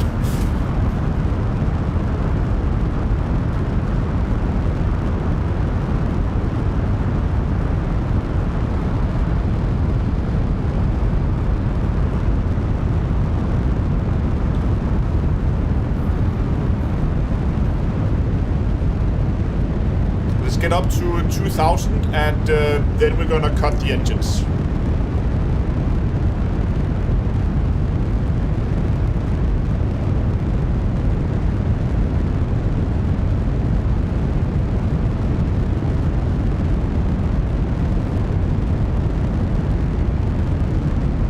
Getting up to very high speeds now. Okay, we are at speed or at altitude.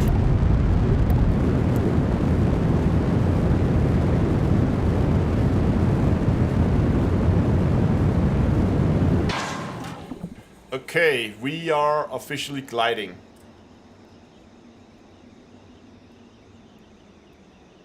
So let's try to do a turn here. See, this is a lot better. It is a little fast right now.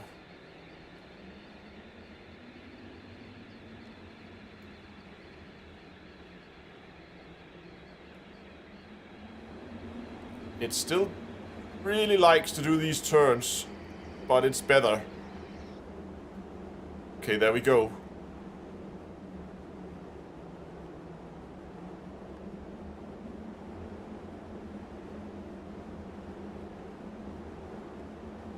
Look at the shadow down there on the ground.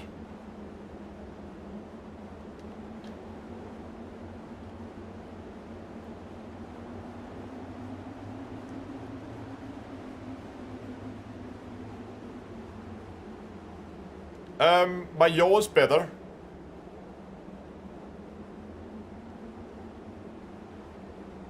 Like, I can yaw.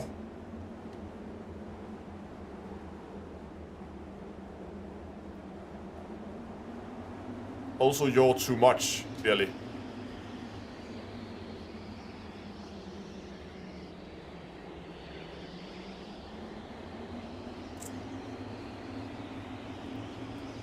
Right now we're in a rather aggressive dive.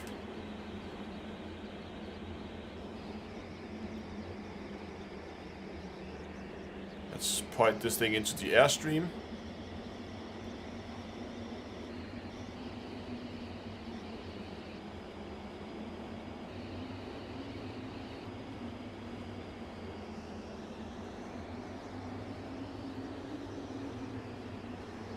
But I just want to try to get this thing center-lined on a runway and then just basically glide down over the runway and bleed off speed until we belly land this thing. There's no wheels on it, so we're gonna have to land really, really slowly.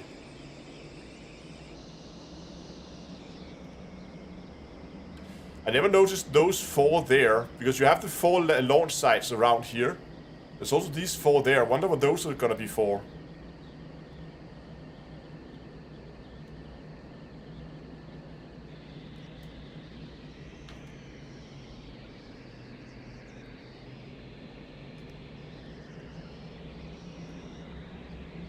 Helicopter, yeah, it kind of looks like helipads. Clearly they have something in mind with them, since there's 4 of them, they're supposed to be multi-crew. You're still going rather quickly.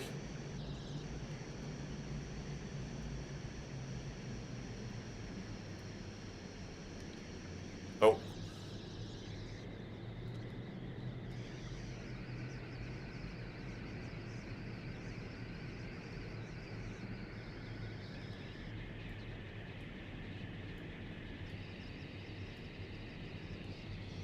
Okay. Let's begin to bleed off some speed here. We're still just slowly making our way closer to that center line. There we go, we're below the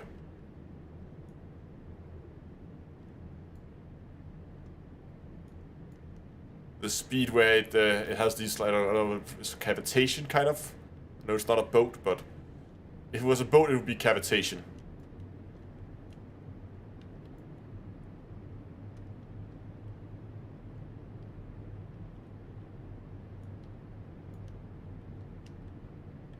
Oh, no.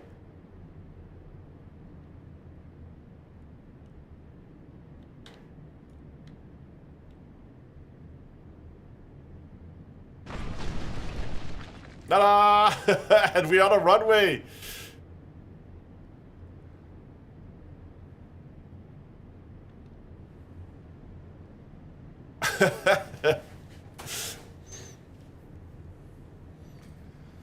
I call that a successful glider. We're in one piece. It's not the easiest thing to fly, I will admit. I want to do one last thing, just for the absolute insanity of it.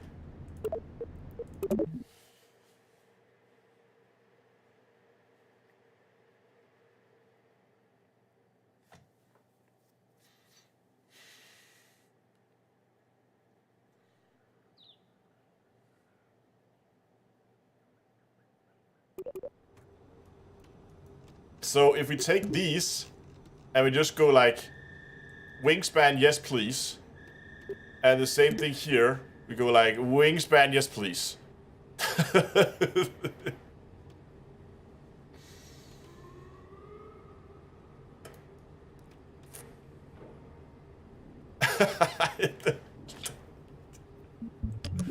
Oh, before we launch, let's just check.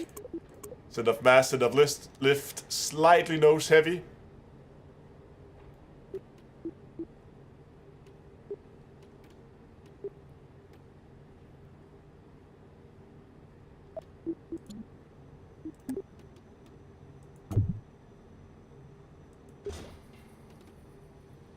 Oh no, I was at an angle. There we go.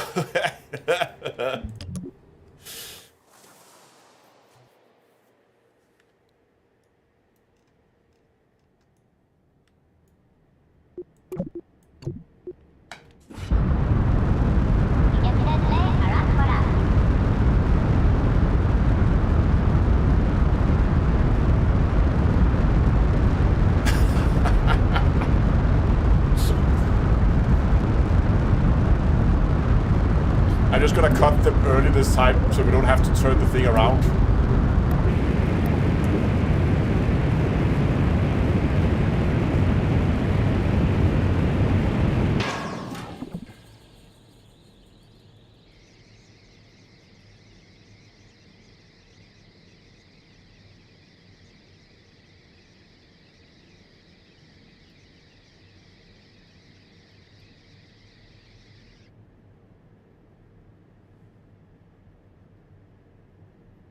Okay, we should try something.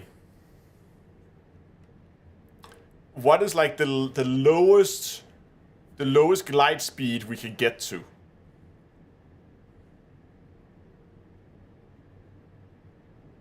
Just build like the lightest thing we possibly can and still have a pilot on board. The death wobble, yes.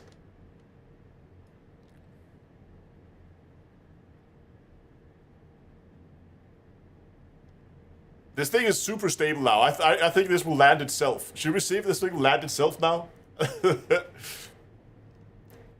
I'm not going to do anything from this point on. We're just going to see what happens.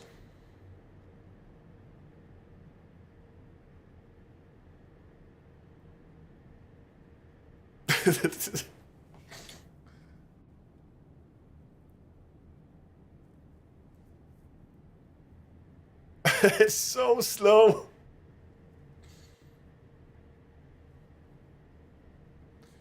Yes, we will, Douglas. We land when this thing lands itself, I guess.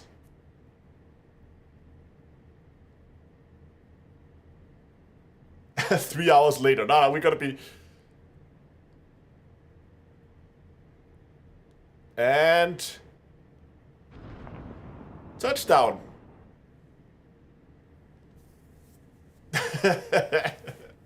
Okay, we're gonna go and build something extremely ultra light and just put all the wings on it and see if we can make something that can actually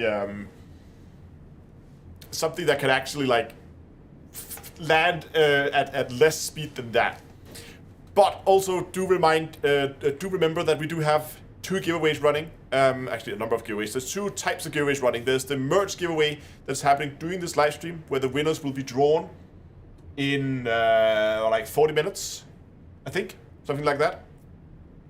And then we have the giveaways that runs over the next 2 weeks during this 100,000 celebration event, where you can win like there's some Whirlpool stuff, there's some Tobii eye trackers, there's some tablets, there's some GameGlass stuff, and there's all kinds of cool stuff. Monster Tech clamps, there's all kinds of cool stuff. Go over to the community Discord server. It is at discord.d2ea.com, and you go to the welcome start here. You sign up from there, and yeah, and then you can sign up for the giveaways that you want. There's more information over on the Discord server.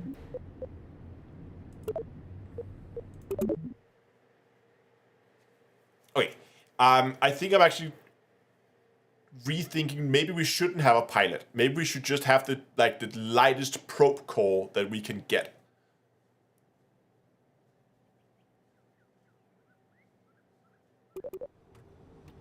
Okay, new aircraft. So what is the lightest probe core available? This one seems the lightest. Oh, that one's lighter.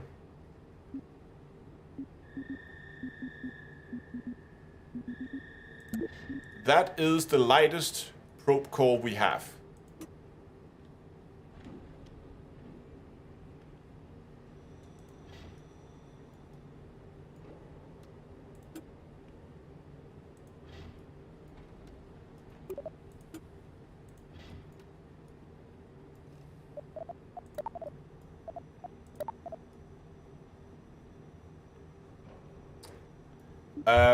What are we gonna do like? Structural, we're gonna need something we can use for the fuselage.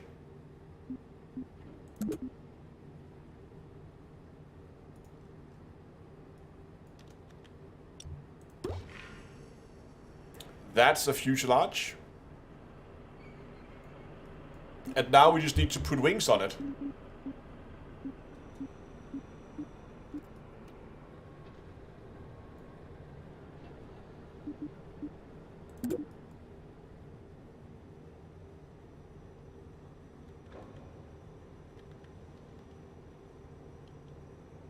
Not sure this probe core is going to be the best idea. Just try that again, because something's not right here. It wants to point... It thinks it's pointing upwards.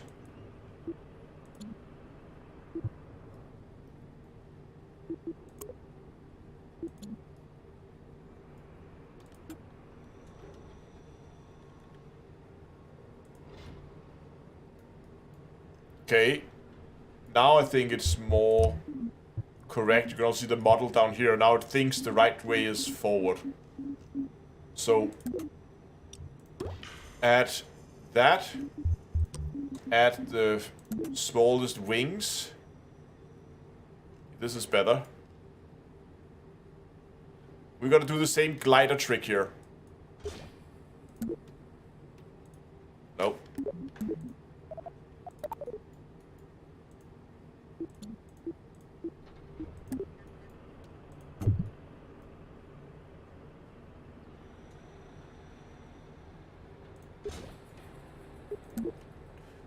Less root length. Less angle. And just maximum, like... maximum wingspan. And root thickness is also gonna have to go down.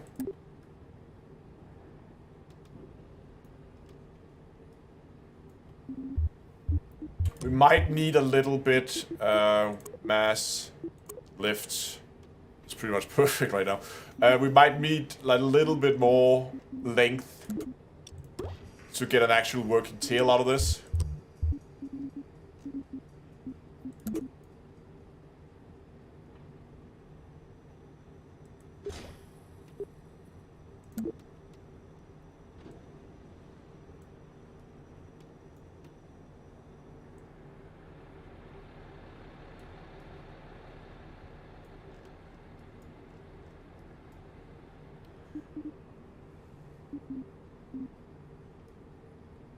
Hold on, this doesn't have any, this is the wrong one. It doesn't have any control surfaces. Is that a stabilizer I used? No.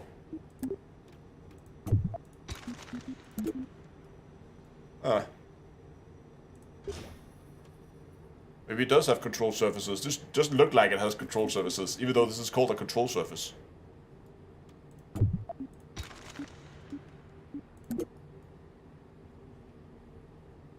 We're gonna use stabilizers. Okay, oh, these one has. Okay, that's better.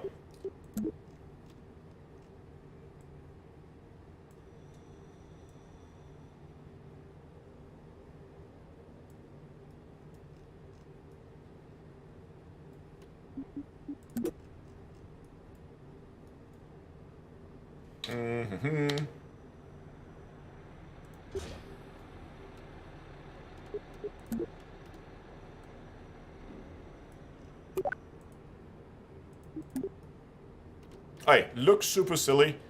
And our center of... Wow, that's off. Center of lift is way back right now, so we need... we need those wings back here to chill a bit.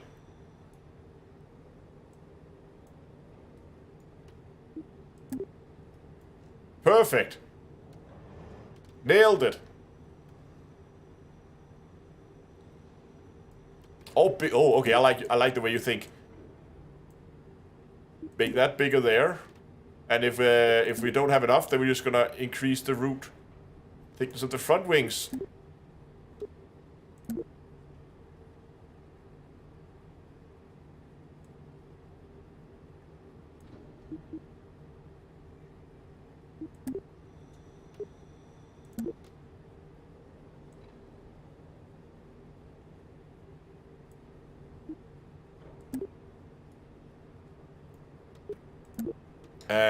Tip length.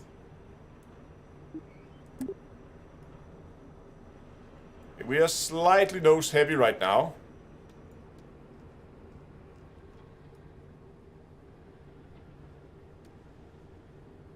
But I think as soon as we add the rocket engines to the back, then we should be fine. So for this, I hope that we can get away with just 2.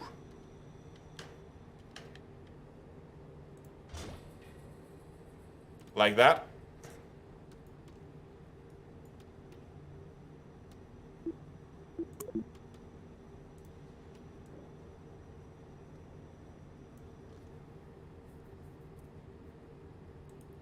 Under the main wing to get better lift. Yeah, that's probably actually a pretty good idea. No!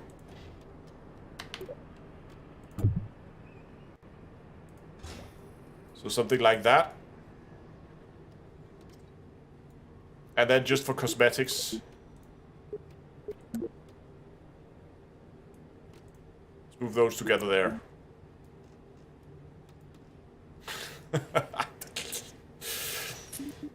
Okay. Surely, I could see no reasons why this wouldn't fly in, like, the first go.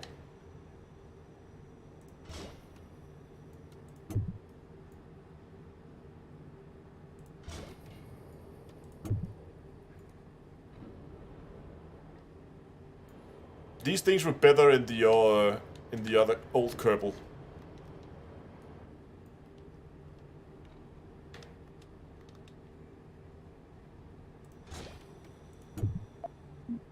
These are broken.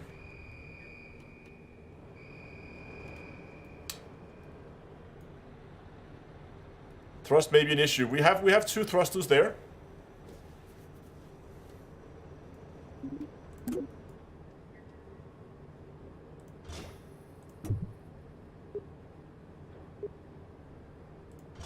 Okay, there we go. I got it to attach to something.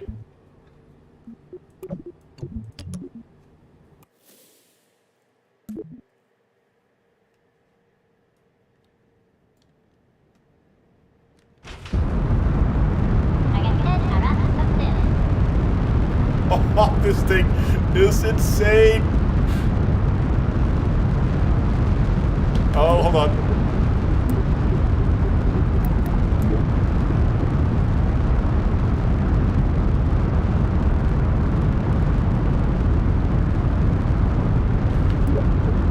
Didn't I disable it?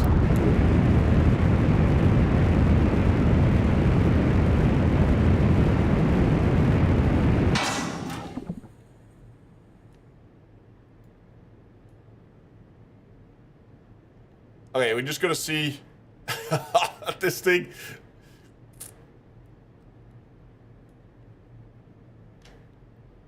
Wow, okay. That tail rudder is not big enough. It's doing flat spins for days. We need way better control over that tail.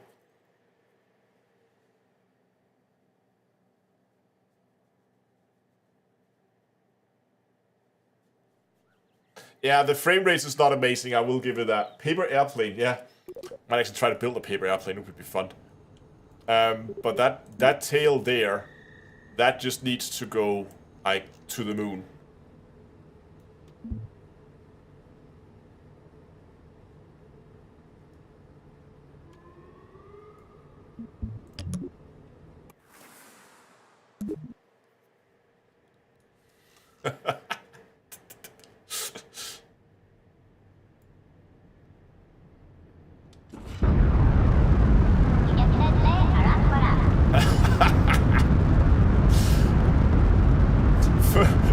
Loop the loop.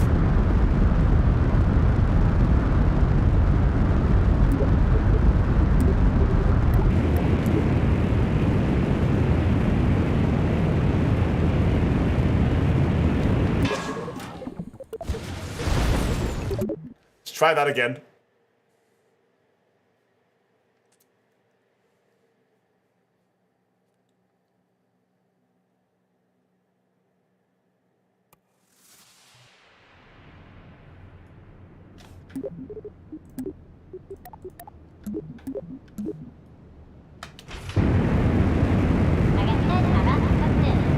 I just can't. The center of mass is too high now. There we go. Oh, No, it just falls backwards.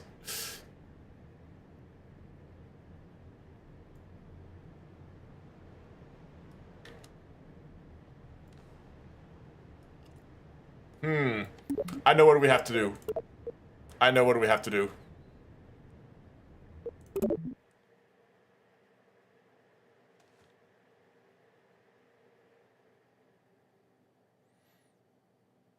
Yeah, my center of mass is probably way off now.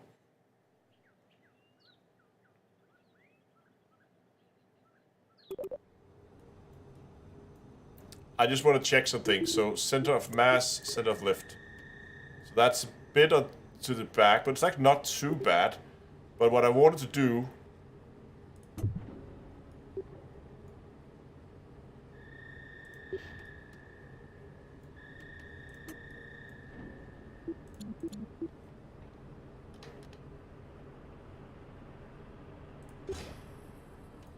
There we go.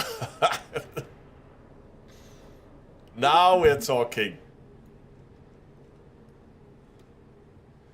And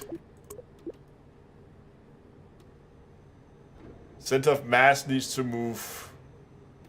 So we can take these wings.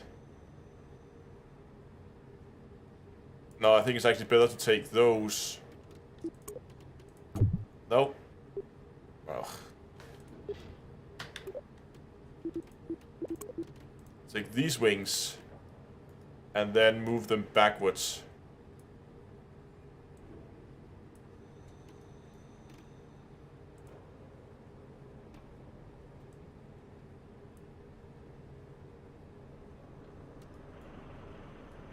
Maybe it's close enough.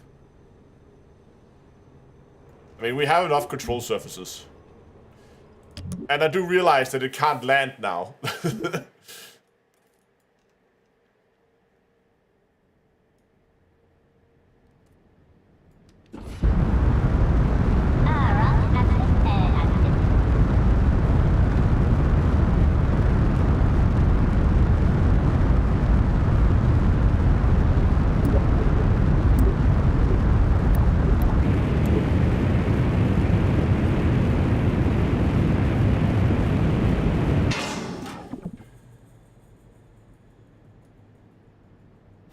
As soon as the engines are gone, this thing just drops out of the sky.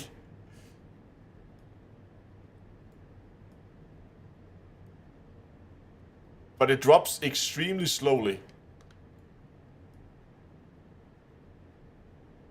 Yeah. I think you're right that we probably have too much drag now.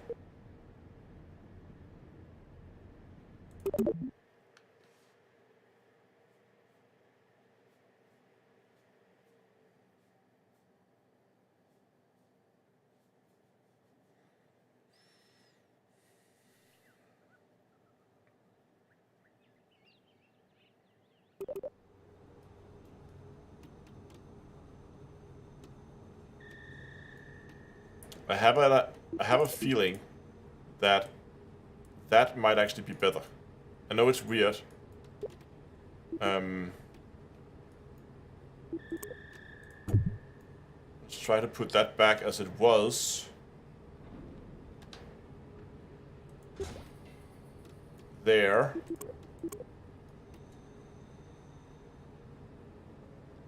You can see here our center of lift now is higher than our center of mass. That needs to move down.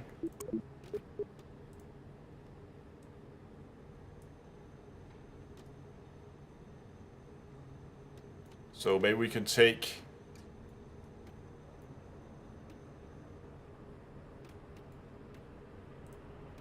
this entire thing and shift it downwards a little. Up. It just shifts the whole thing. I hope that the probe core itself would have enough mass to make a difference.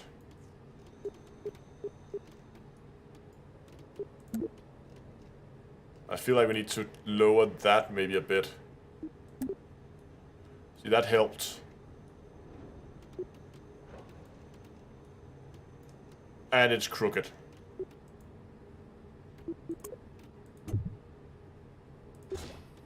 There we go. Less crooked.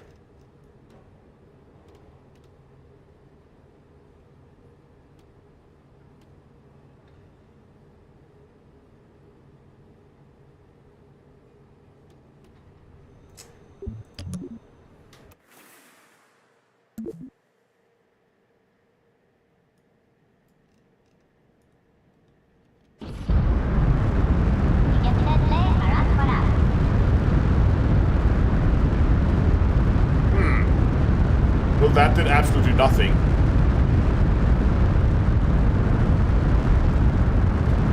Oh, I know what's wrong. We moved the wings down a bit, so now they're blocking the thrust from the boosters. So we need to move the boosters up on the top side instead.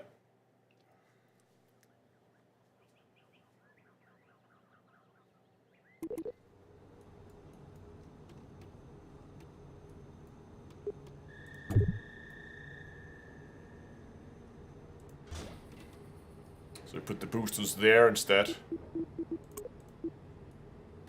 Hold on, why is our center of mass off center?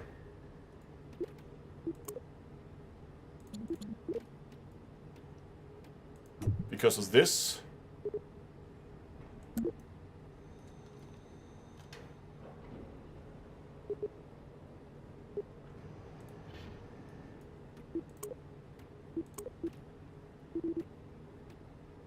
Oh my god, does it count this launch thing in the center of mass as well?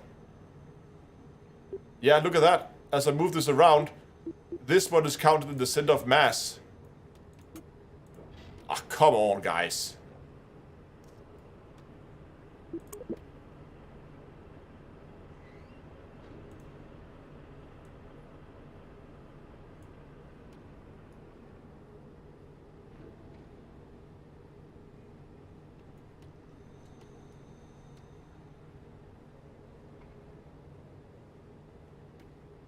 Fatter tail wings.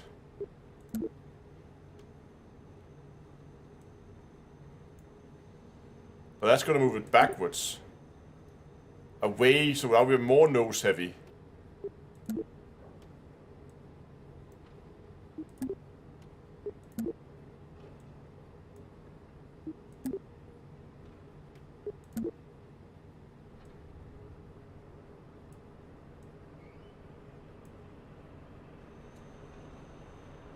Let me see here, tip.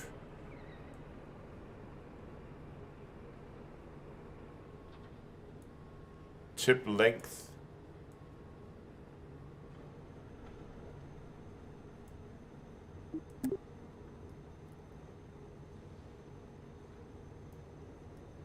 Might as well just go for a flying wing. Yeah, at this point you're probably right.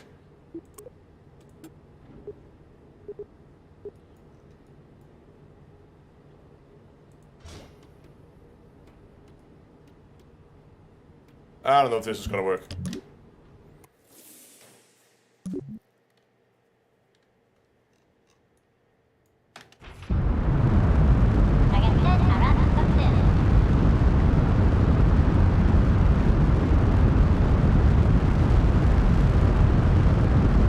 Bah! The wing fell off. Hey, this is not working.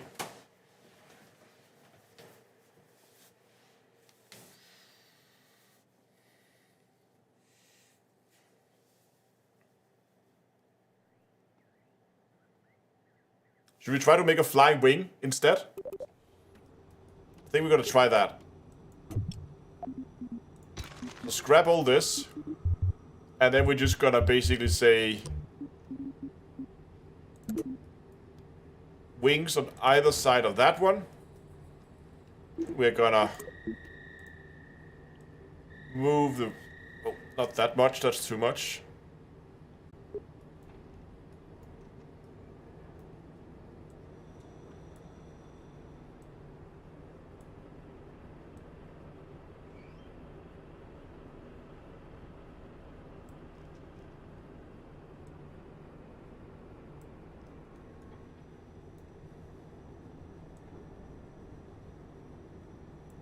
There we go.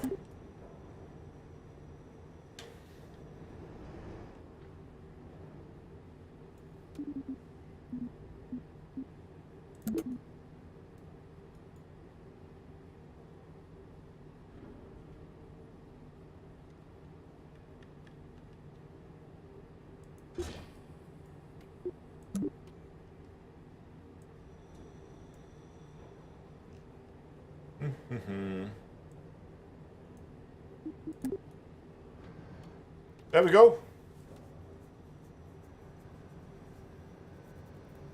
And then just some things to make its thing go.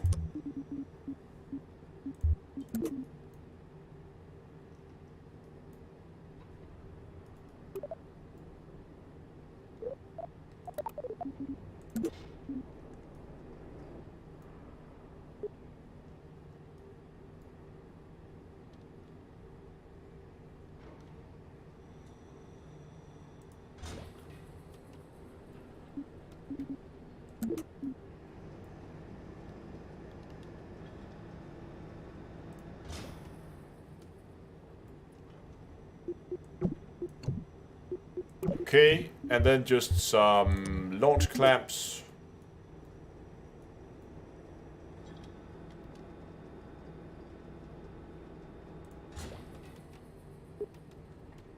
There we go. Not sure these boosters are big enough though.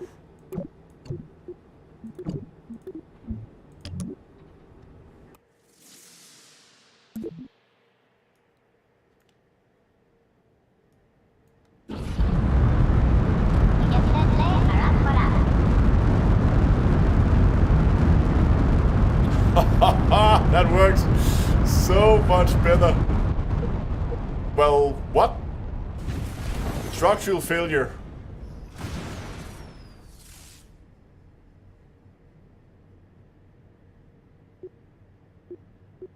Oops.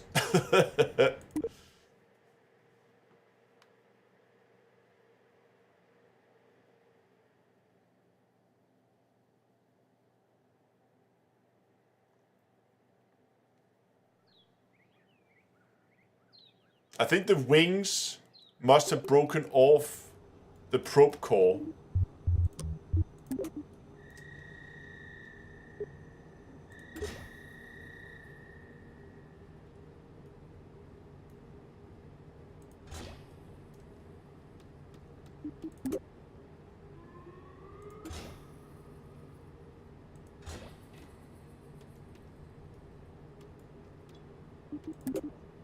If in doubt, more struts.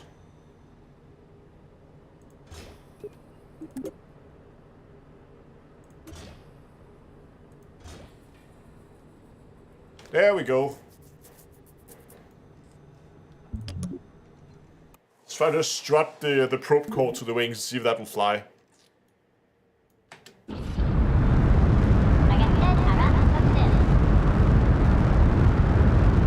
I'm just gonna try to let this thing fly.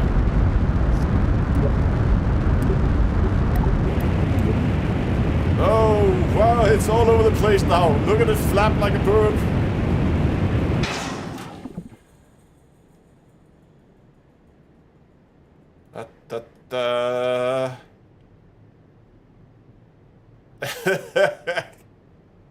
Whee! Look at it. 6 meters a second. And it stalls.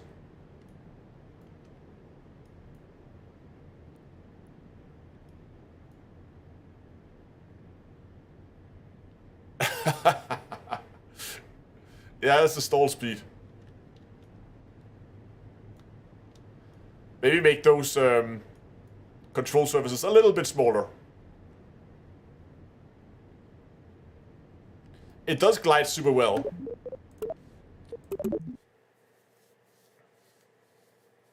Those flaps, exactly.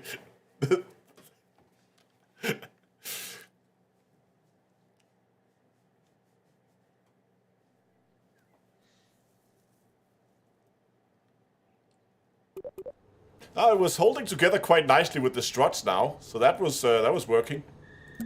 We're just gonna go and take, like, the span is fine. The length needs to come down a bit, not to 0. But to point 10, maybe.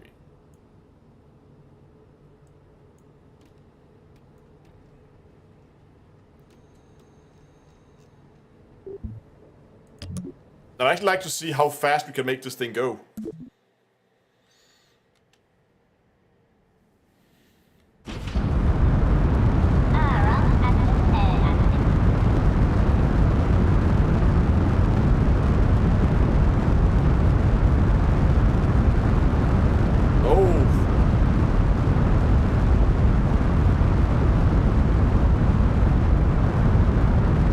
It's trying to help with the control surfaces.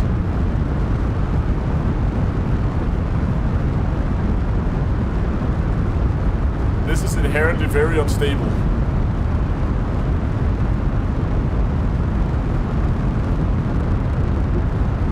Once again, it's like rolling to one side.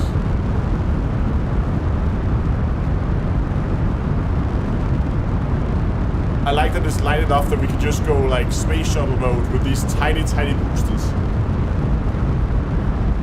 Oh, we can't. Okay, we're stalling out now.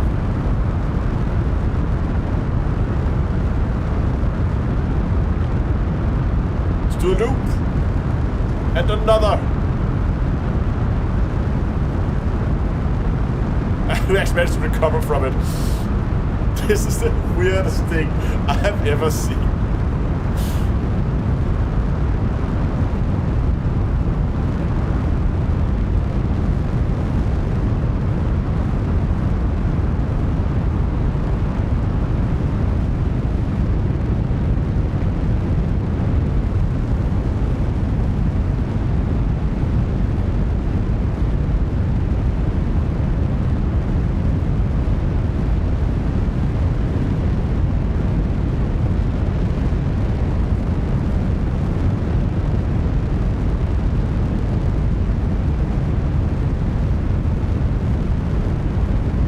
I don't even know what this thing is doing.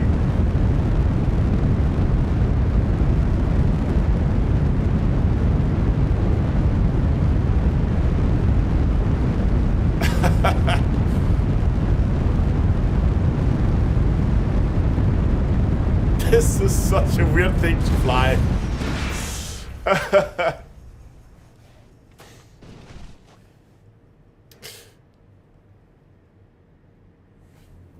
Okay, should we go back and try to build something else? Add kaboom. Oh, Dongle got a kaboom.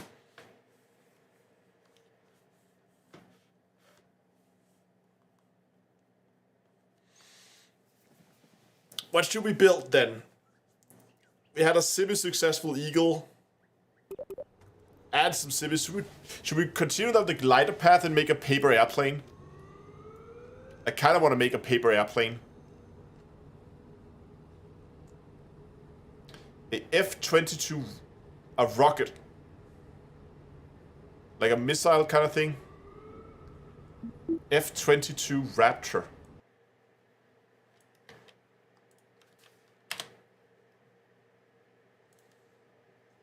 Okay. So like a pretty standard fighter kind of looking thing. With thrust vectoring. Oh, okay, that's gonna be interesting. Let's try that.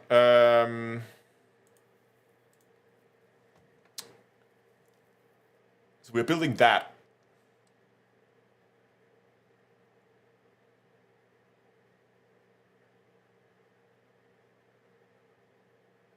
So it splits into two engines here further back.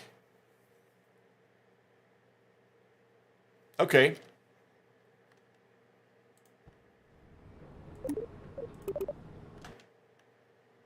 So the nose is kind of round, right? It's not really flat on the nose. It's pretty circular there. So let's start here.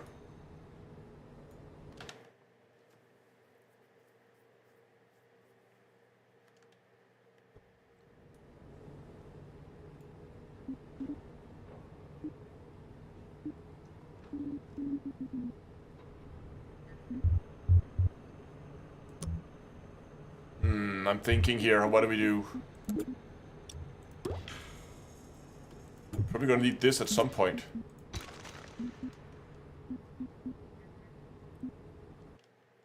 Because we need to go out to this more flat, right? So we need to get out to like this type of fuselage, but I want a smoother transition.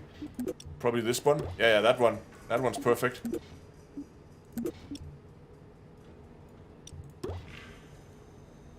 That feels okay.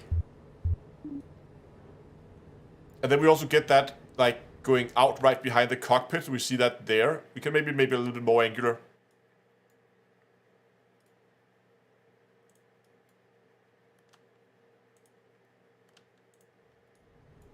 And then we need that adapter we also found before. Like this one. And we're just gonna, to make it slightly prettier, just gonna move that into the fuselage, like so. And now you guys said you wanted thrust vectoring. Because I don't believe any of the jet engines has... Oh, maybe this one does. Oh, yeah, this is vectoring. And that has small amounts. That one's the most vectored engine we have. This one has less vectoring, but way more thrust. This one has better specific impulse, though, so we can fly for longer with this one.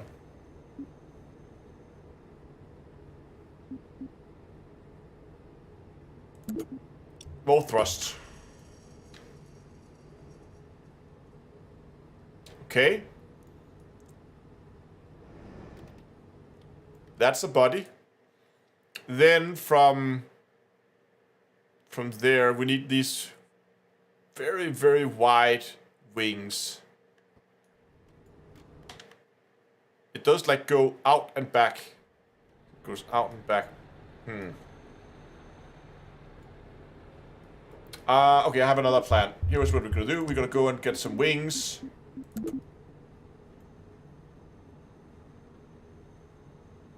Make them... Do they go back behind the engines? No, they don't. But we kind of need these to be, like, swept kind of like this. And then the tip is a little bit longer. And then the angle... Because they're kind of swept backwards. They're swept at a more extreme angle here, and then it goes. So we need more sweeping.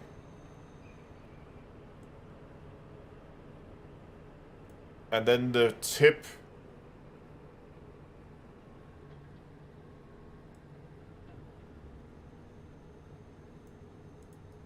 Something like that. And then once again, just to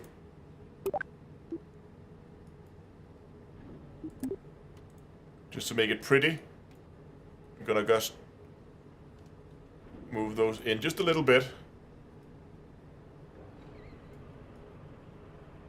But what I really would like to emulate is that like hard edge there, right? That starts all the way out at the top of the at the front with the cockpit. So I actually want to put another pair of another pair of wings out here.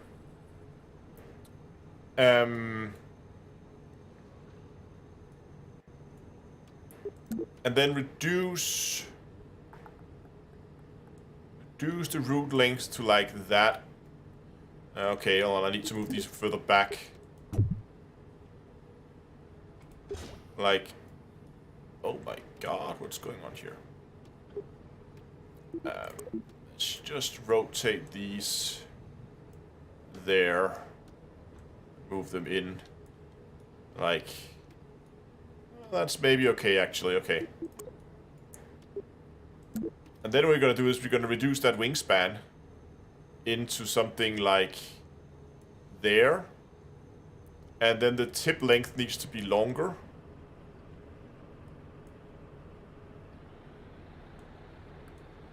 Slightly, we need no control surfaces on this one.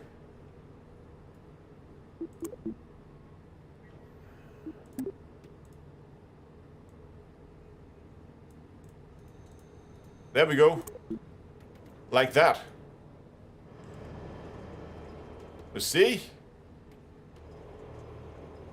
We're getting somewhere.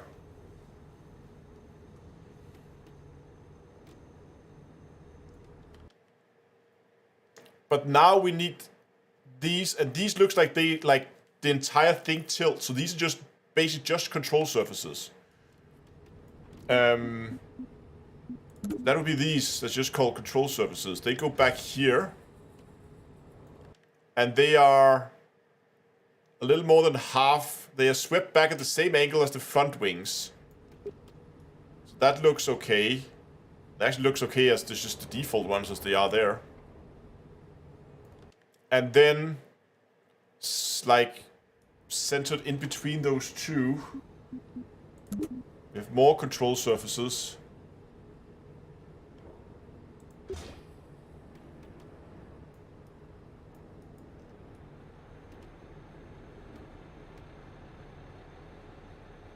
The wings have some tip angling. Yeah, maybe we can...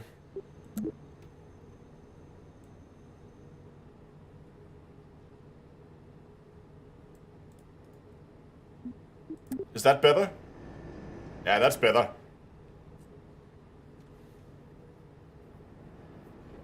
I don't know about you guys, but that's the fighter jet that I've ever seen one.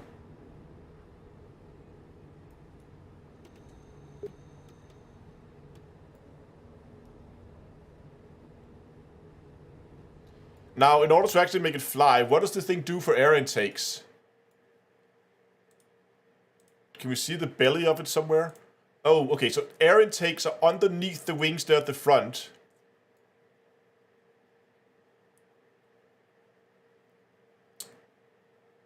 You can also see it on this picture here. I have these massive air intakes on either side. So the wings are kind of up high, and then they slightly slope down, and the air intakes are hidden underneath. Oh, no, I don't want to watch YouTube. Even better picture there.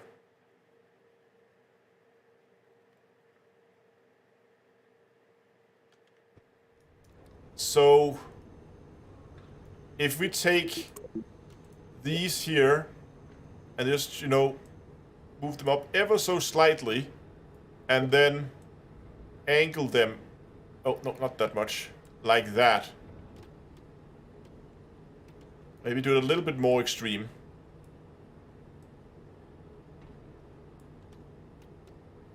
There, right?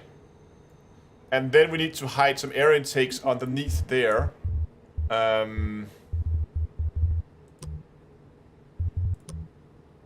intakes aerodynamics. Now, ideally, we should probably use RAM air intakes, as these works better at like high velocity or high speeds, but I feel like these is gonna perform better for us for what we're trying to do here.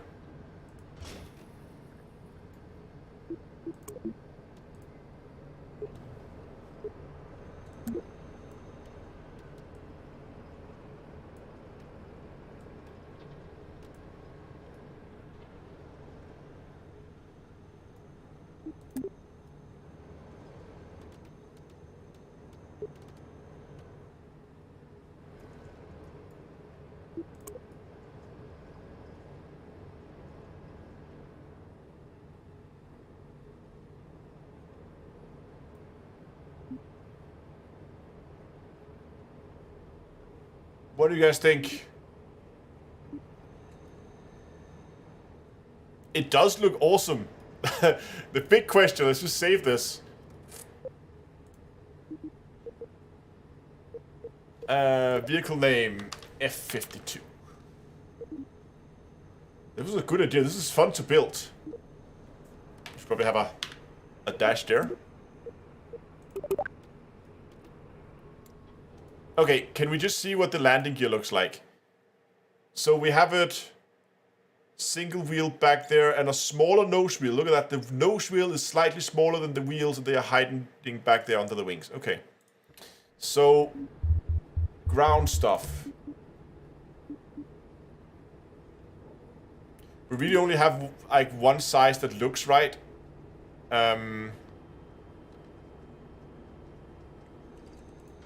So I'm just gonna put a nose wheel there. And then the others were kind of like sitting there-ish. Obviously not at that angle, but we can easily fix that.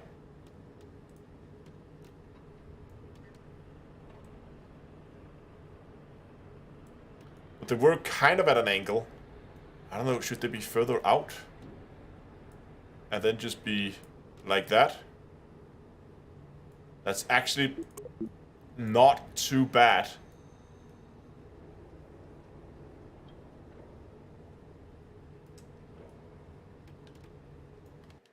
Can we get an image of this from the rear? Can we see? There we go, that one. So engines is kind of like... Yeah, they're like in between. That looks okay.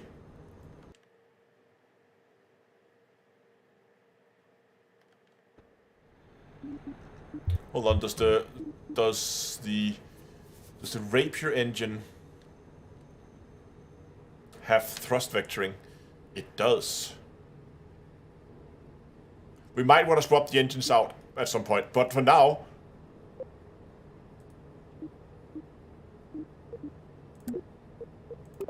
I just want to see this thing on a runway and see how this thing flies.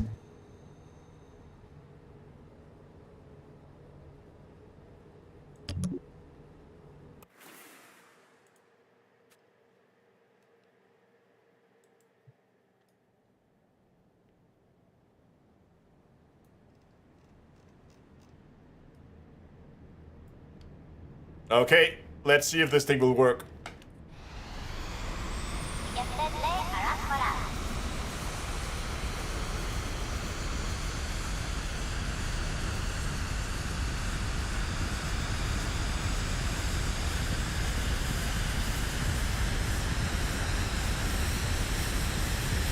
It actually flies.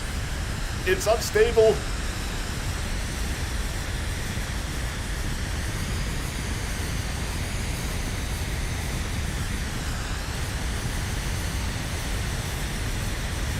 What happens if I turn the SAS off? Look at that. If I turn the automated computer control off.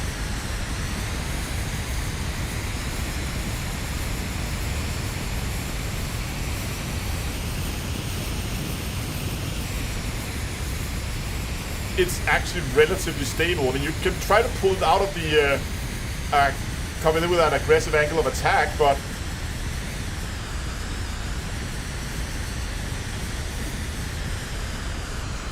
you can see I'm really trying to pull it out of it, but it stays relatively stable.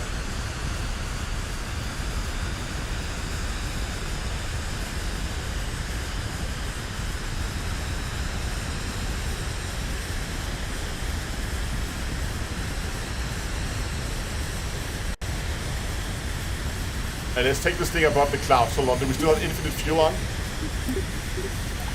We do. Just want to see if we actually... I mean, that is pretty. How awesome is that? Woohoo! This is so controllable. I want to see if I can hook up a home test to this.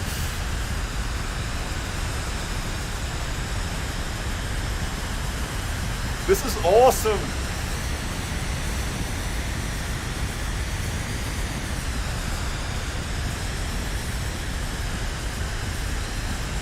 Now the question is, will it land? Okay, let's. We're just gonna go for that debris marker from the other ships that exploded earlier. Just gonna pull back on the throttle here.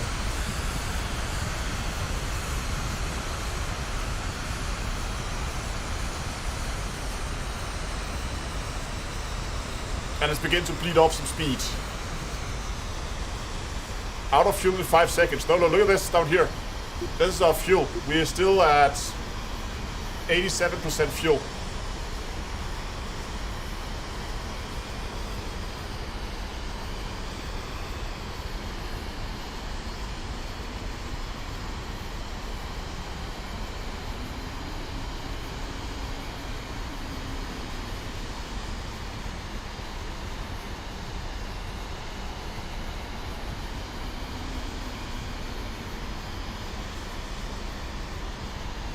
Okay, let's get this thing in towards the landing pad. Oh, landing pad.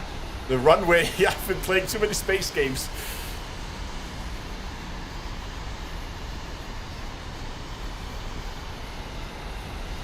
Okay, I'm having a bit of a hard time pulling out of the dive here, so I might have to throttle up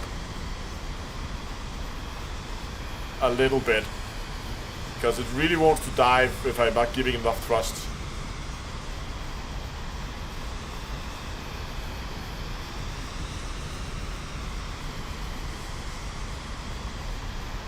You can see it kind of really wants to nosedive. So we do want to look at the balancing of this a little bit.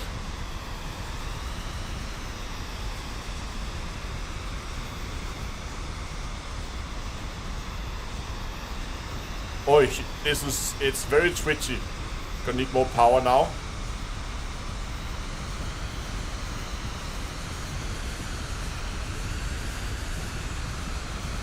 Landing gear down. Whoa, whoa, whoa, whoa, where are you going?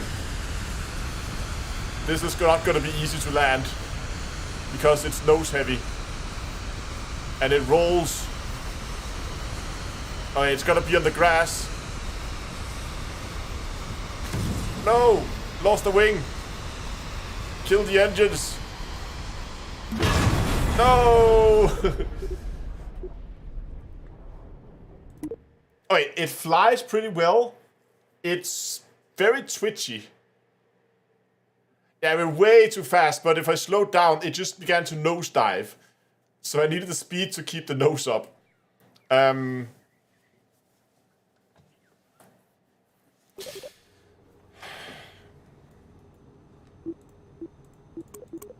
Okay, so here's one of the problems probably with our...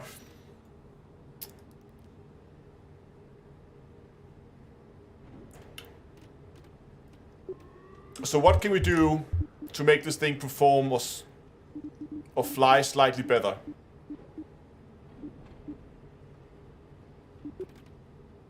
What were the engines we had on here? JX4 engines. Which is the heavier variant of the two. We could swap the engines out for Rapier engines. They're slightly heavier, they might pull the...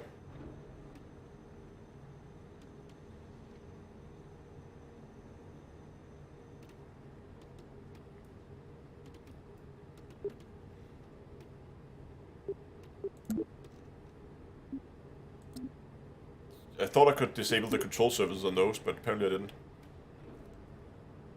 Yeah, I need weight in the back. That's why I want. So the Rapier engine is 2 tons, whereas this engine is 1.8 tons. It's gonna give me like 0.4 tons extra on the back.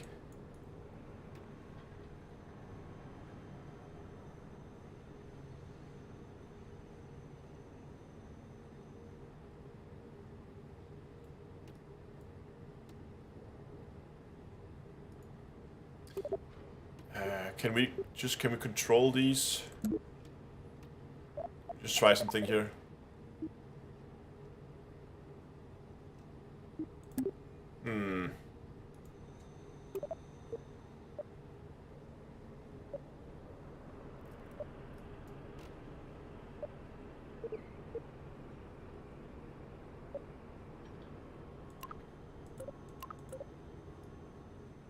I was trying to see if we could control the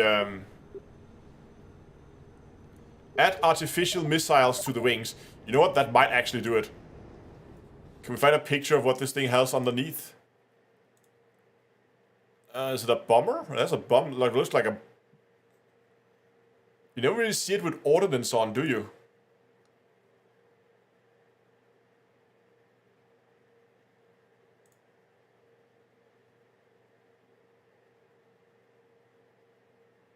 It only has the internal bay, yeah.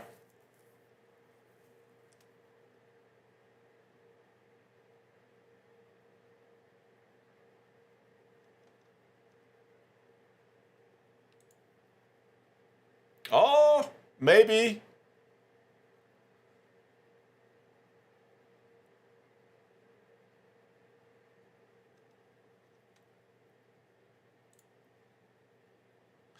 Okay, maybe we're gonna have some creative freedom and add some rocket engines.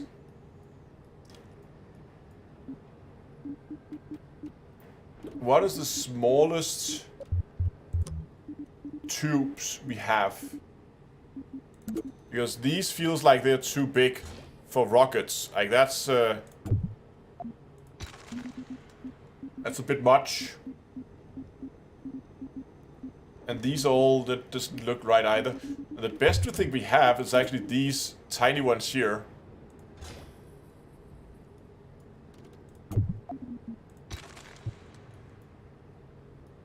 Or alternatively,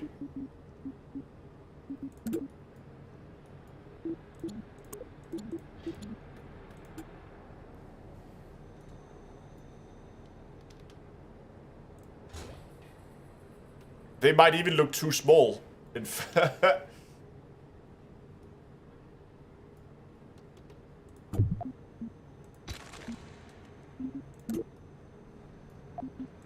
Nope. Nope.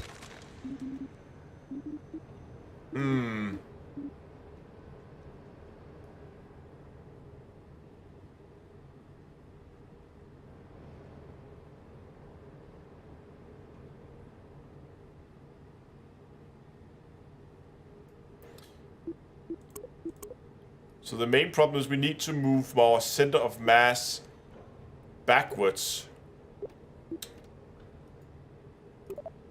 What if we took that front fuel section and emptied that of fuel? That did nothing. Great. So fuel is not simulated.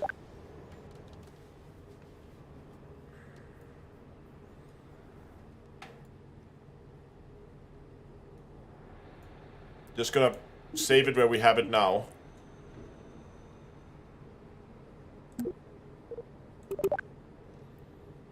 And then let's try to swap those engines out. That could help us a bit.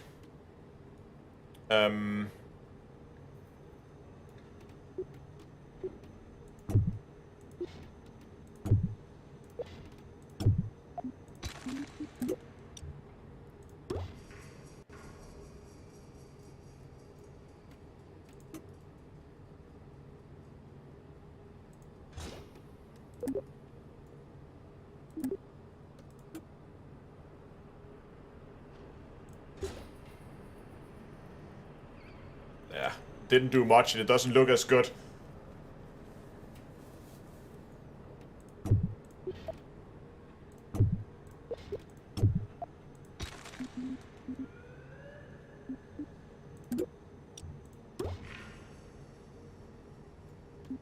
So what was it with these? These are less, they're lighter, have less thrust, better specific impulse, and also more vectoring. But I don't really feel like we needed that. I feel like this was a pretty good choice.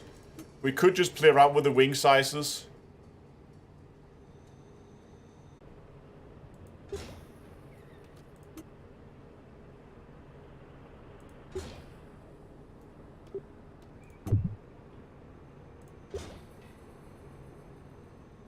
That's a bit, they need to go up a bit, hold on.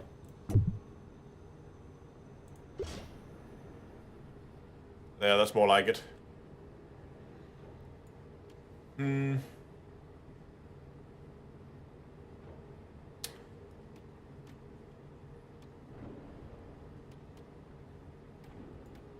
Could we...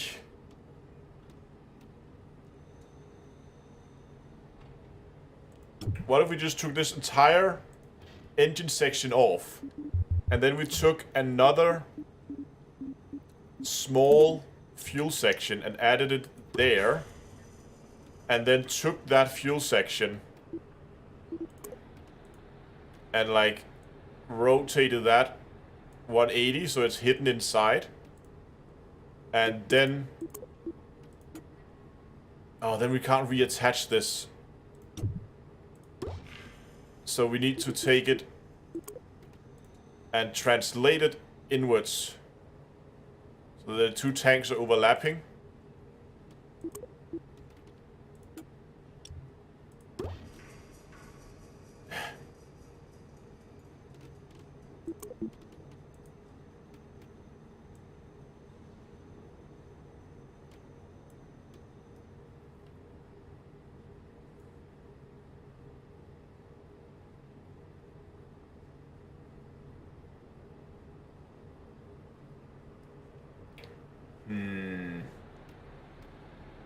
That didn't really do enough. It did some, but not enough.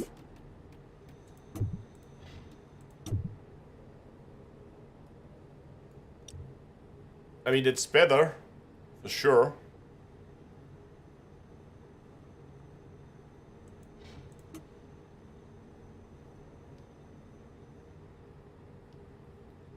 Yeah, what is it? I think it's all the fuel that's heavy up front.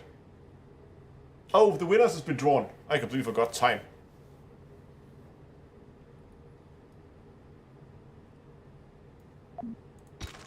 Usually when you're building jets, I often find that it is... Does the translation of this... Is this simulated? So if I move this... Yeah, okay, so that is simulated.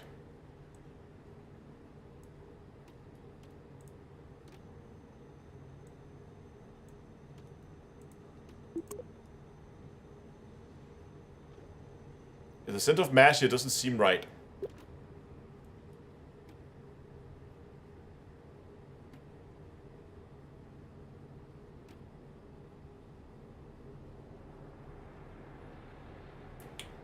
If there's a bicoupler...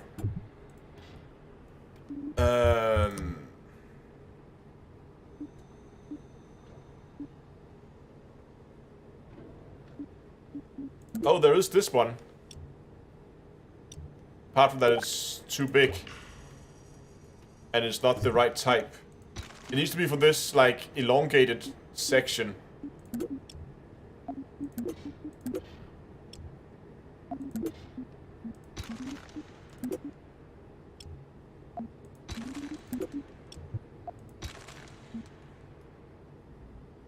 In the fuel tank section.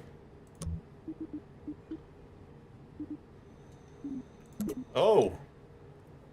Oh, you're right, there is. That's better.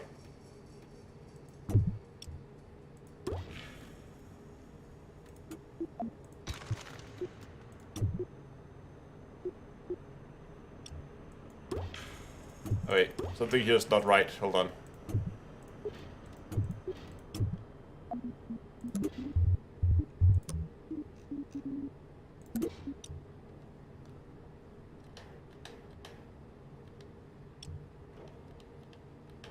Why does it refuse to do symmetry with these?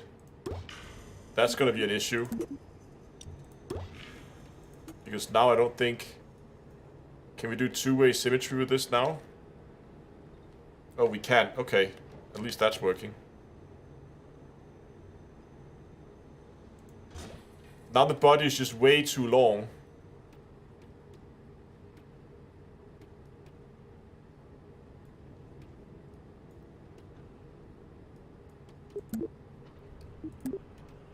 Or is that just me?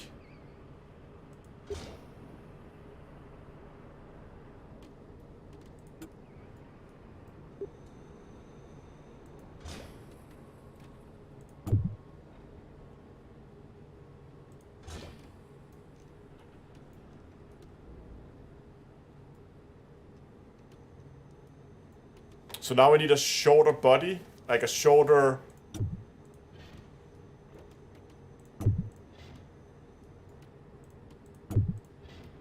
The shorter fuel tank in there.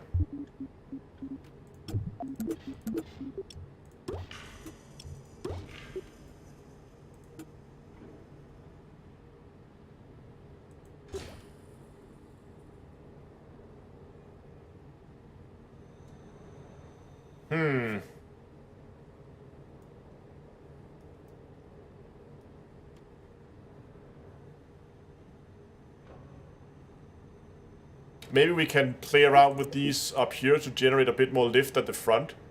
Like if we move those in a bit, and then we say then the wingspan could be slightly longer. Like that. Didn't do that much, to be honest. It feels too short and stoppy now.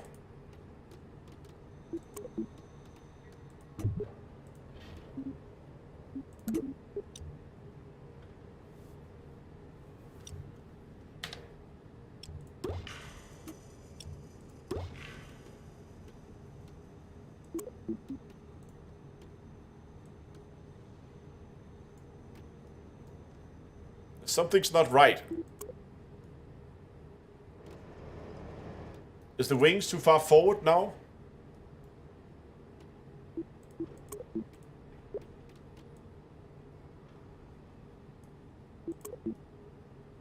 Yeah, that looks a little better. We have moved this closer together now.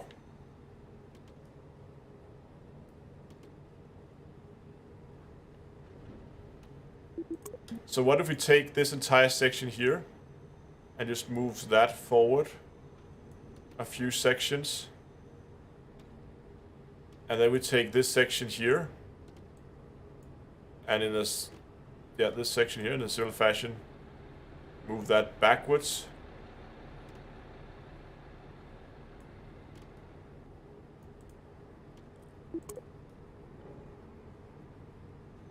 Alright, should we try to see if this thing will fly now?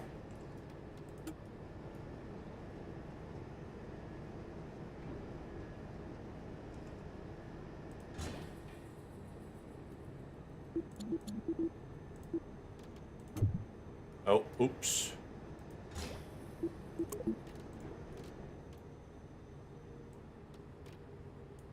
And there's no symmetry, hold on.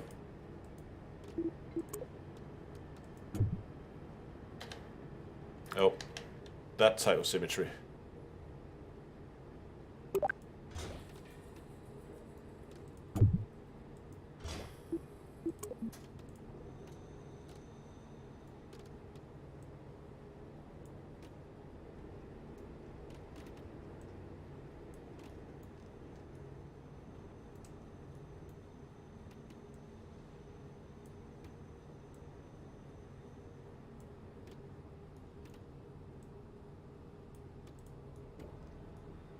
There we go.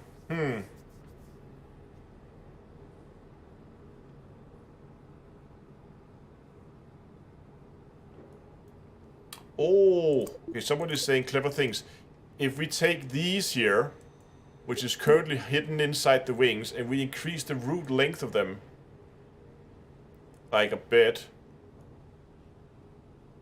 and then adjust the angle to fit the main wing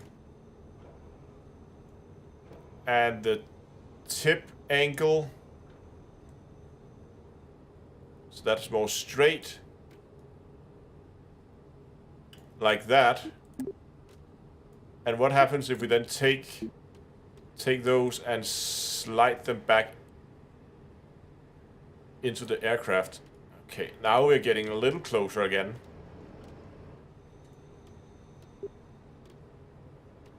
Just need to adjust these. I need that angle there to be a little bit more like that, I think.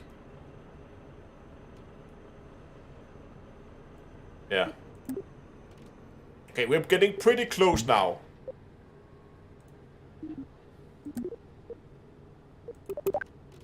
I want to put this thing on the runway again and try to see if it will fly, and if it flies better.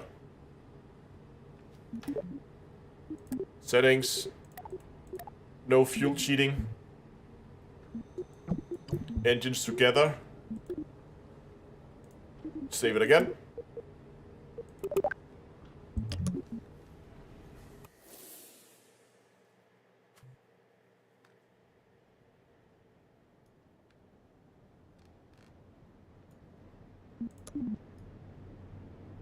Bit of an extreme angle there on the when it's sitting on the landing gear.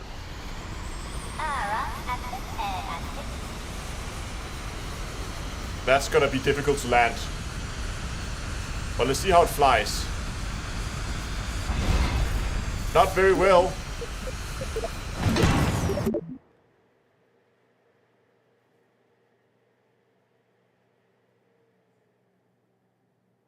But I think you're right, we need to shorten the front landing gear. Move that up into the belly of the ship. Or plane.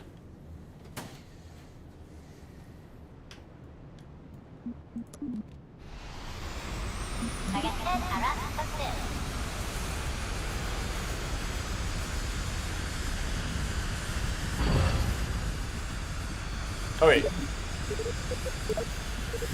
There's a few things with the landing gear we need to fix. The rear landing gear needs to move back, because when we are like when we're taking off, we can't take off very far until the rear engines hit the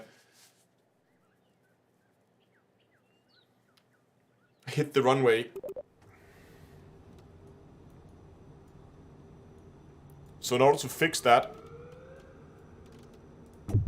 I have to move the landing gear back like here.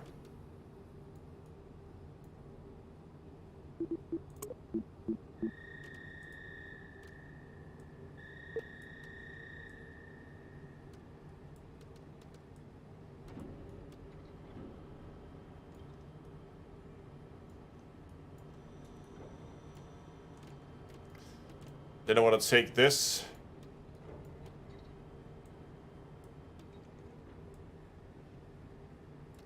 And come on, move it. No, not those. Those were fine. That one. Up.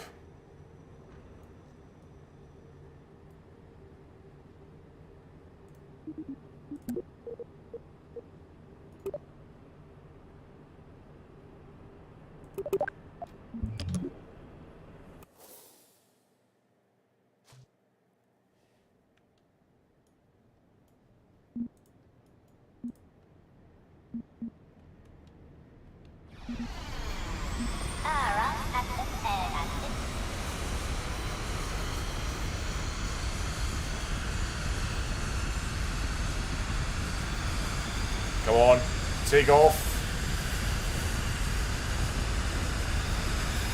It's more difficult to take off with the gear so far back.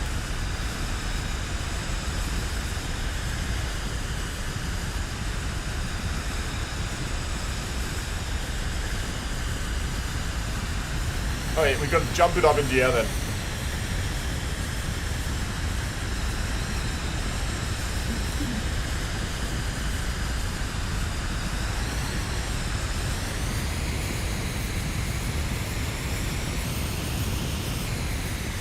Look at it go.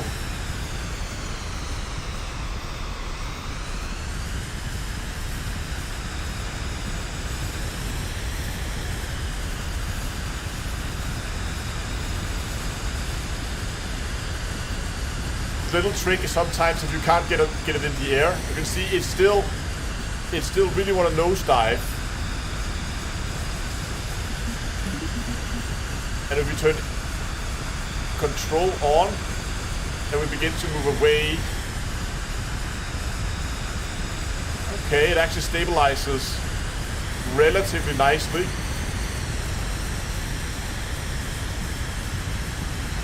You can see it still has a tendency to nosedive a little bit, and it's unstable sometimes.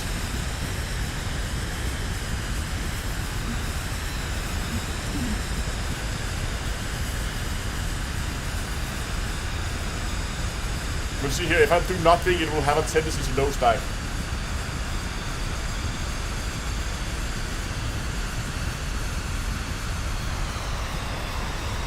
And kaboom!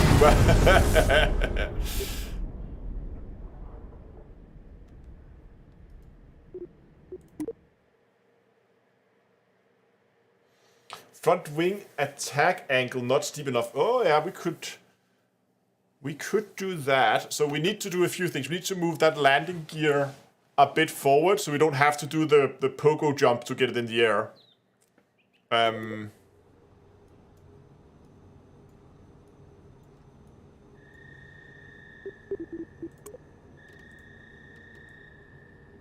So move that forward a few places. And then what you say is that these needs more angle of attack. So like give it some angle like that. So now they have a bit more angle of attack. Not much, but just a little bit.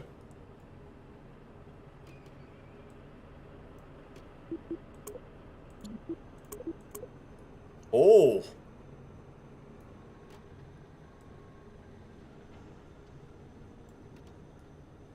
Oh, that did a lot. Oh, no.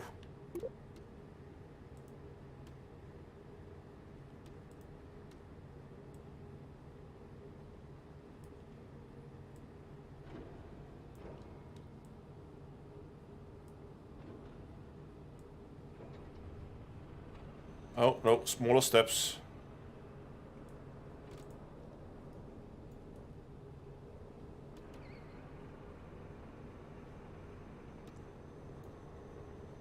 Okay, let's try this.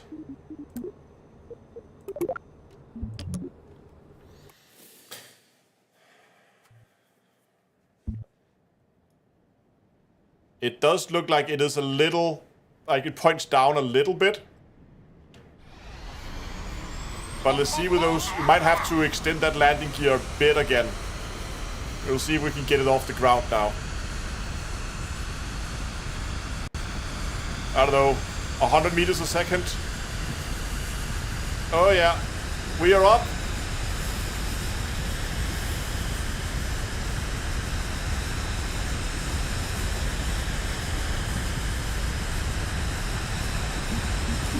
And there it comes to your instabilities at around 200 meters a second, so we turn SAS off.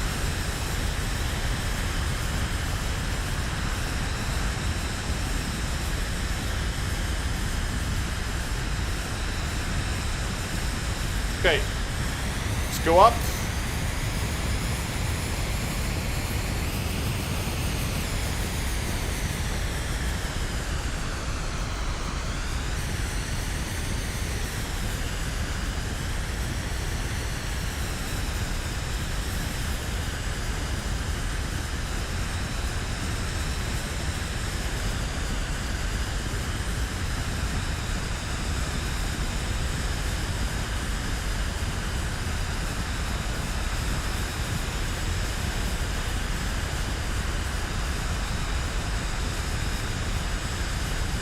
Okay, can we watch the G meter, the G forces up here? Pulling 15 Gs.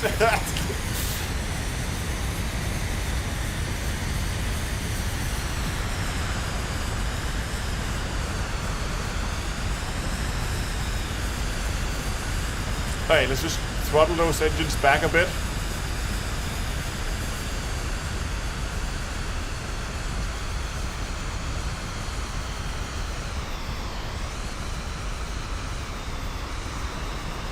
Okay, Bob, time to pull some G's.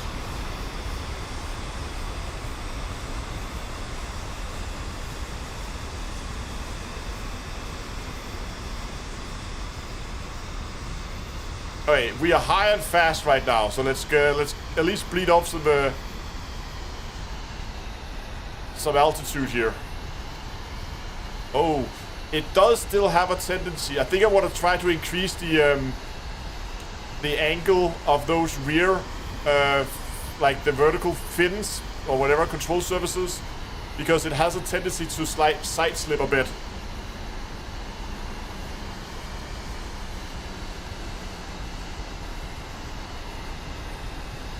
Oh, I wish I could control this with a HOTAS. Like the mouse and keyboard controls is just not accurate enough. I feel like this could be nice to control.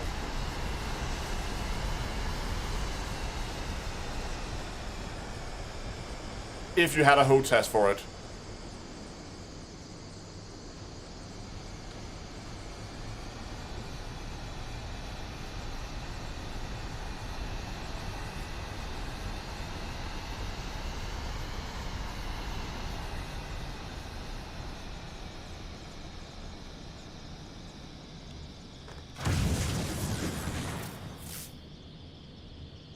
And it's rolling.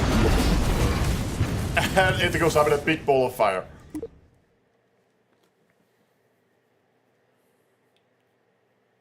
Weren't those engines supposed to have thrust vectoring? Yeah, they were. But I will give you that it doesn't look like they do.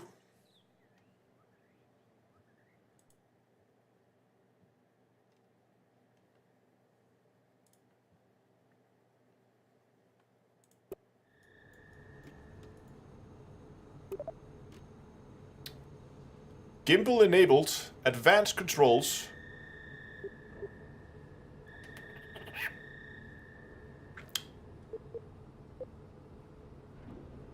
They should be enabled.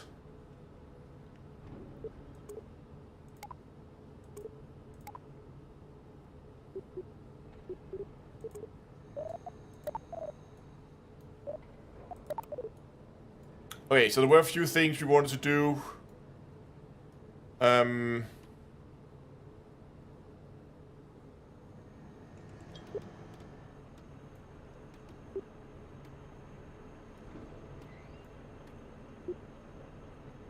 off yaw and gimbal.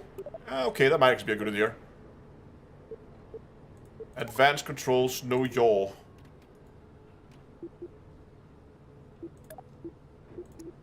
There we go.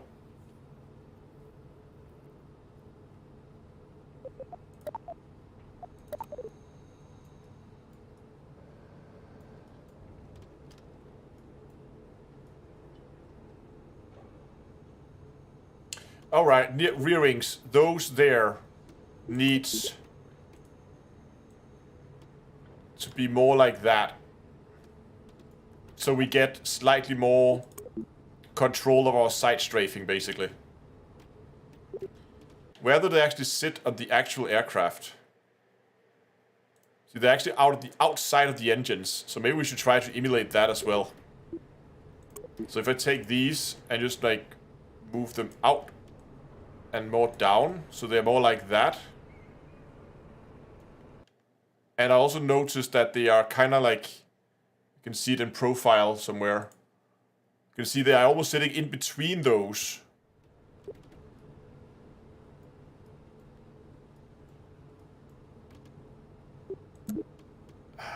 Tip.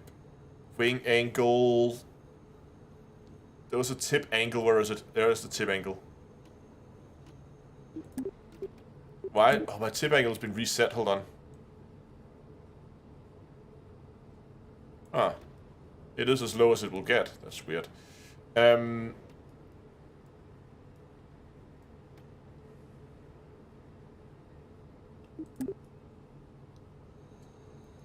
they can also come forward a bit more.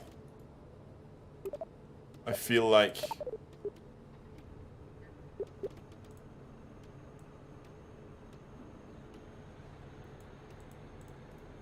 Because looking at it, they are quite far forward compared to those. And those actually extends behind the engines.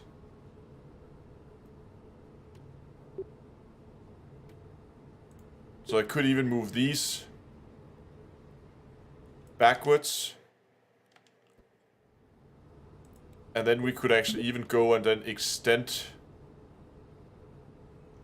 these wings a little bit. Like so. Come on. There we go. How are we doing for center of mass, center of lift? Oh, that's good.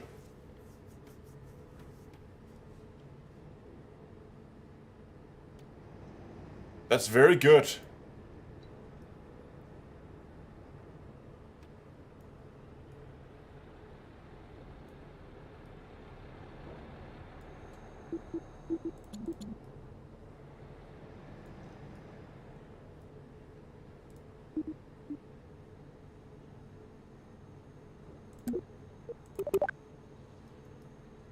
Okay, final test flight.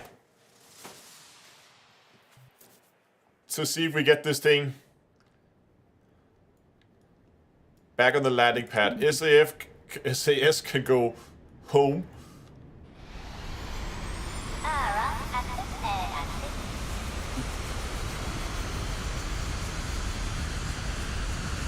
Oh, we forget to move the gear.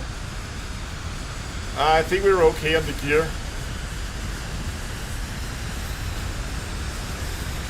I need to be careful on takeoff, but it's working.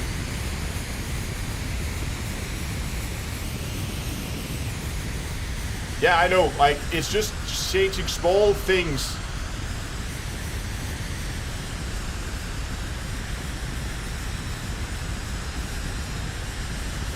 Look how stable that is now. It's just... I can basically put this at any angle I want, I feel like. It does still have a tendency to wobble a bit, but that's probably just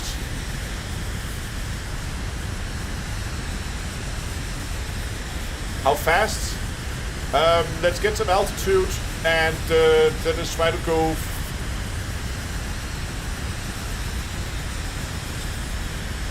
Get us level and see how fast we'll go.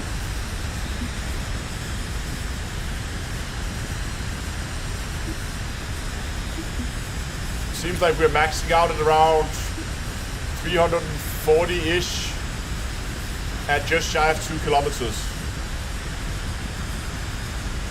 Alright, dropping the throttle back and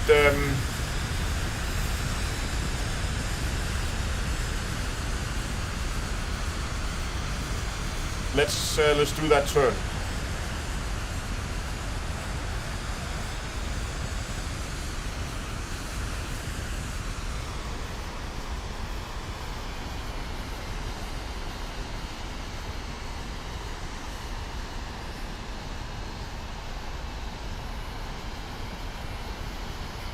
I think if we get enough altitude, I think we can make this go. What's Mach 1? 300 and how much?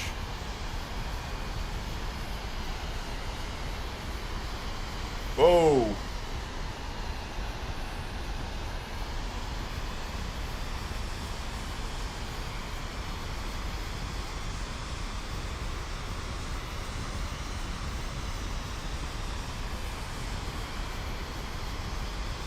.343, then we reached Mach 1. We were at 344 at some point. Okay, let's just see how does it fly now that our speed is lower. So we need more speed than that to fly it well.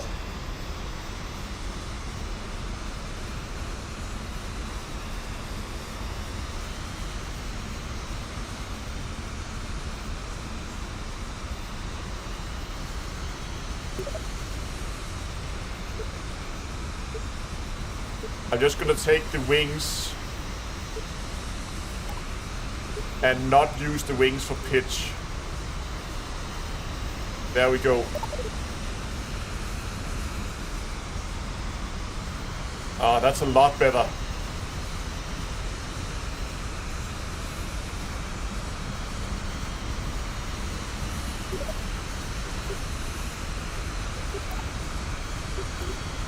Just trying to get that pitch control. Yeah, this is better. I'm just trying to get the pitch under more control. We're just gonna go and play around with the control surfaces, I think, when we get it on the ground.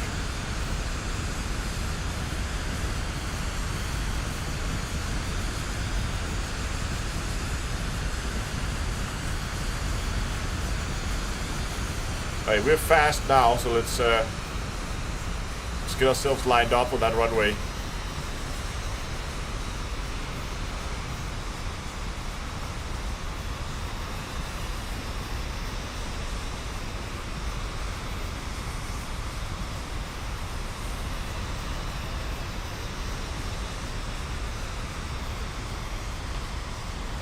Landing gear down.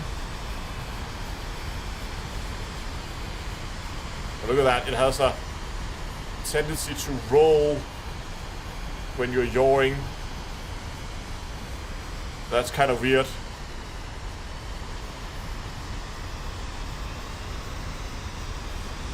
Hold on, before we try to land, let me just go back up and let's get those control surfaces fixed. Because the roll, we don't want to use these back here for roll. There we go. So now we're just using the wings for roll. This is nice. This feels good.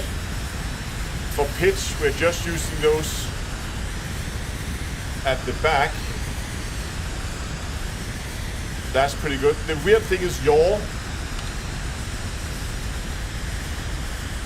When I'm yawing, you can see it has a tendency to roll. And I think it's because of that angle. So maybe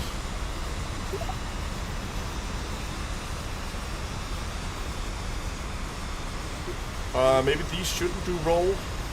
Oh, sorry. Maybe these shouldn't do yaw.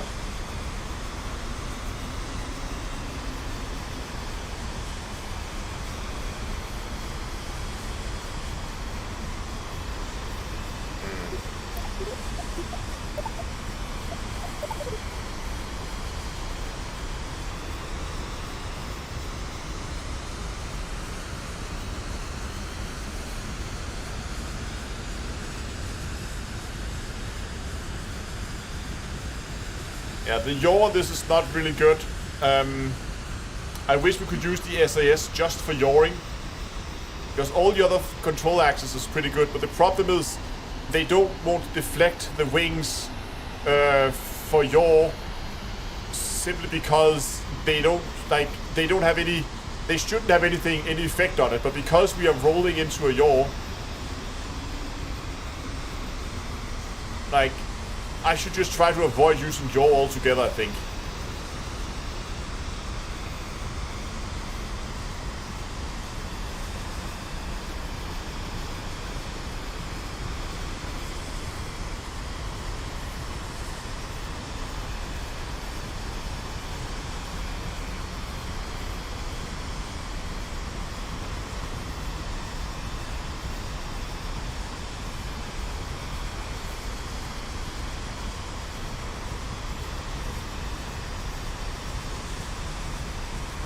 Yeah, it probably has joint controls. I would assume so. Yeah, there's probably a lot of computer trickery going on.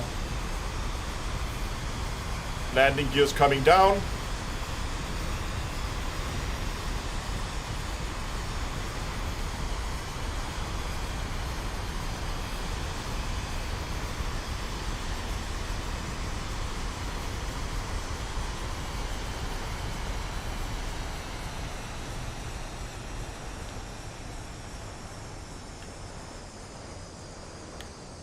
Oh, it bounced.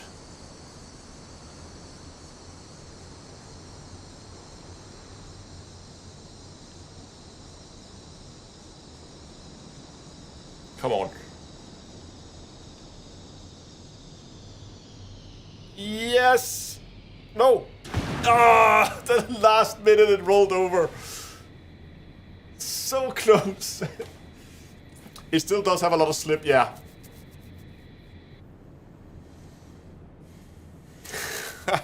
I really thought I had it.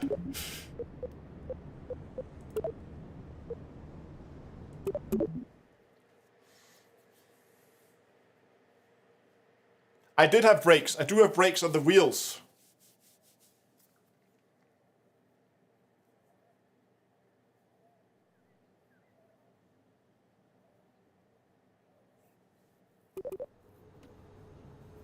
So is the fins that angled on the picture? I'm pretty sure they are.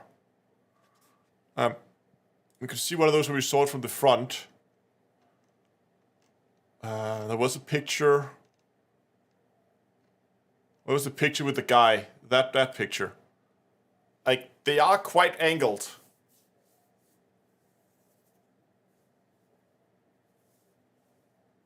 Can I make it not brake in the front? Yeah, so there are a few things we need to just do all these like adjustments we did. So those do not do pitch or yaw. These do not do roll or yaw.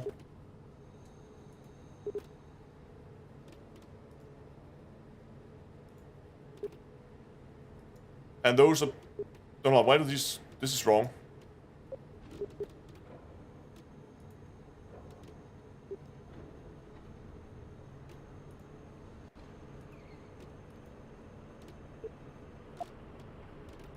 Something's not right here, hold on.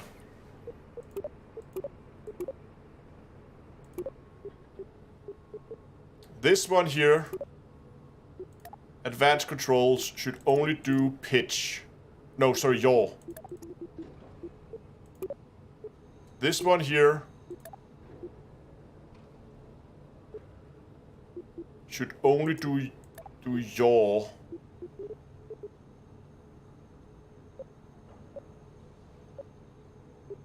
Yes. This one here only does pitch.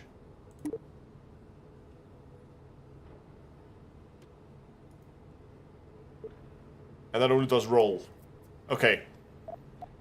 So that should be fine. Front landing gear.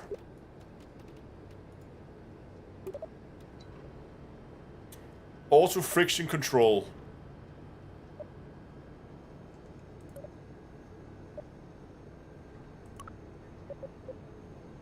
Auto adjust steering brake power. Brake power 0.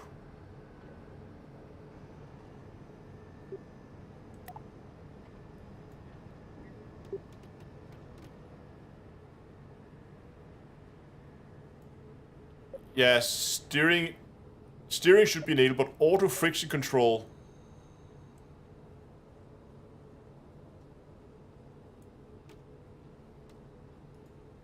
And these ones, brake power 200%.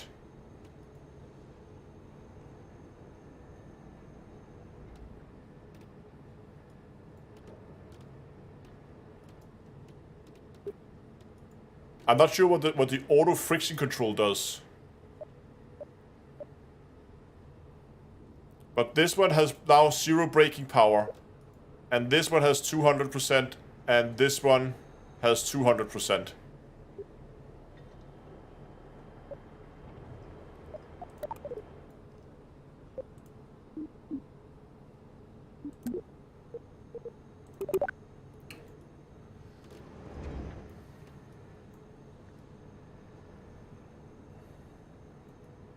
Another thing to try and make it a little bit easier we could try is to just take both landing gears, front and back.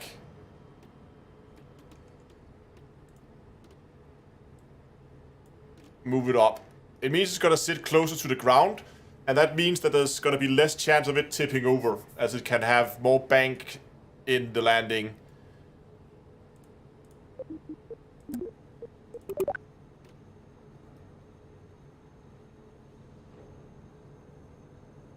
So now we have stronger brakes. We only brake on the back, not on the front, and we have lowered the whole center of mass closer to the ground.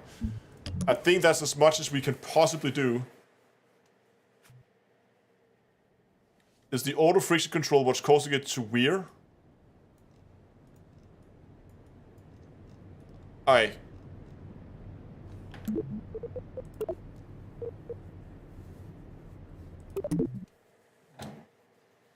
So we're just gonna disable auto friction control on all wheels and just keep it to default and just keep it like standard so it doesn't change the friction control. I don't know what the friction control is.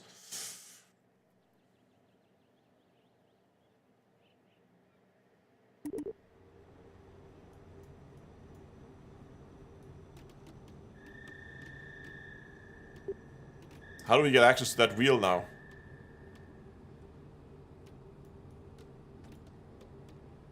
Like this. Auto friction control off. Geez Gaming, thanks a lot for the super chat. Saying congratulations, D2EA team. Thank you very much. Auto friction control is off. Okay. Last. That is saved. Last attempt.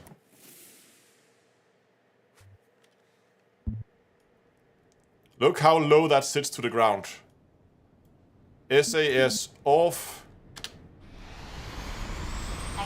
Let's see how stable it is just running down the runway on its own. It should be like super stable now.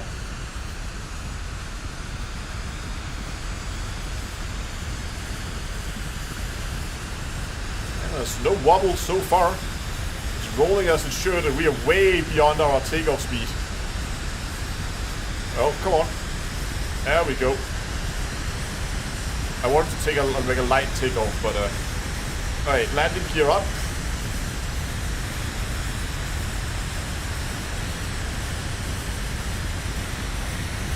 And it's time to flip this thing around. How are you doing, Bob?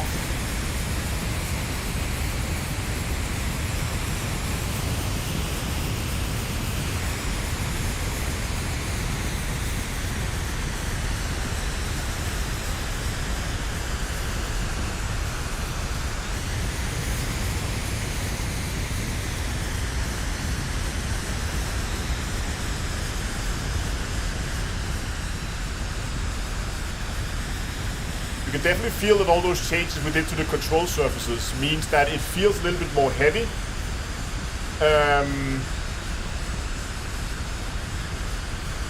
But it also means it's slightly more controllable, as it doesn't just like roll halfway across or halfway around its own axis every time you roll. If you have some more fine control over it, I think having the more maneuverable and aggressive control setup on it works better if we could set this up for whole task control.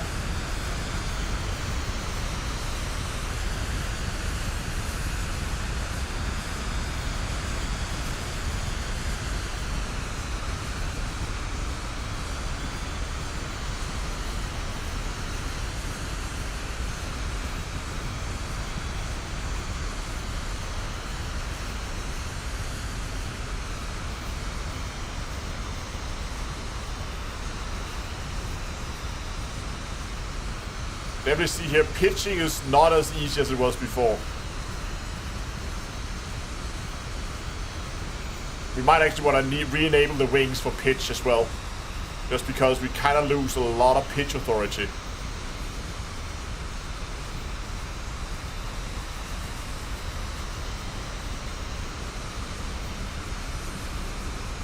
Yeah, sorry if it's a bit dark, it's nighttime. Pull the throttle back and begin to bleed some speed.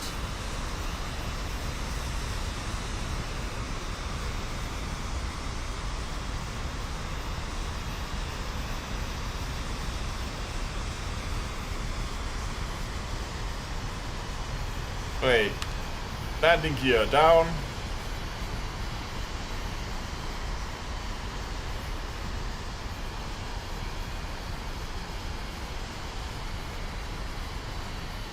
Oh, careful with those yaws.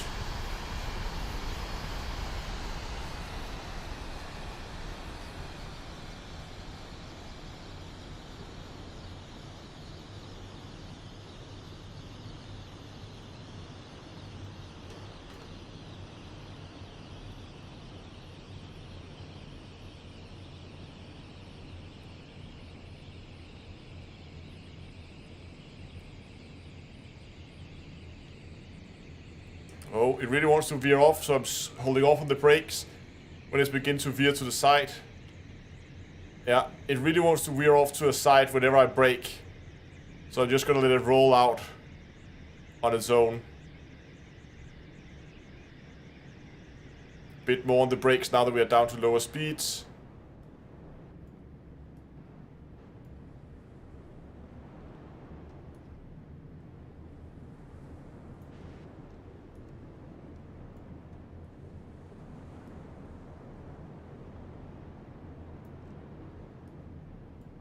There we are. Came to a standstill. Plane is in one piece.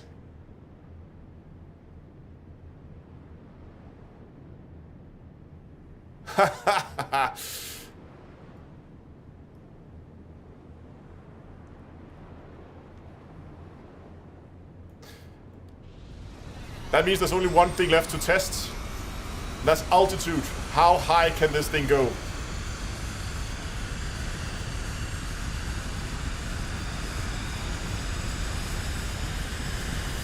Before we run into the trees. Okay, no collision mess in the trees.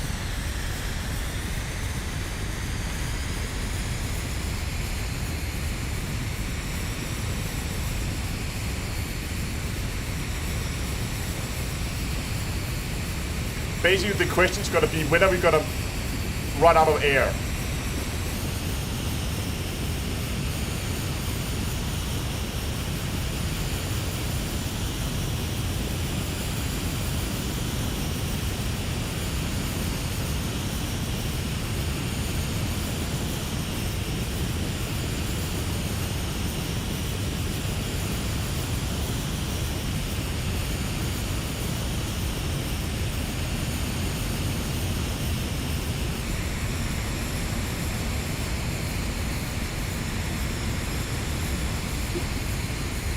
Okay, we're actually still decent on air. We are coming up to 10 kilometers.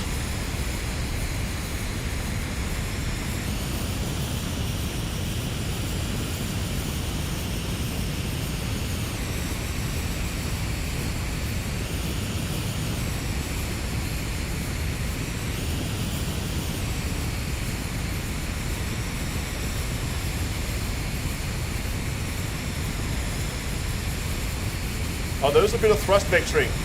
Can you see it? Thrust vectoring does work. And if I yaw...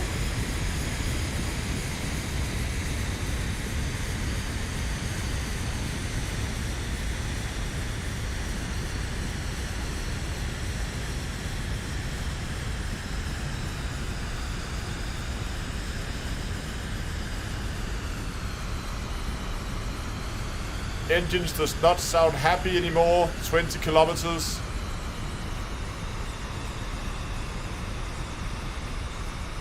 There we go. We got a stall. We were running out of air to keep us afloat. There we go. 22 kilometers and we stall out for no more lift, and the engines ran out of air as well. So now there's only one thing to do. And that's trying to... So one engine is still running, kind of. And that's trying to see if we can... when we fall back down. And that is to try and set a speed record in a dive.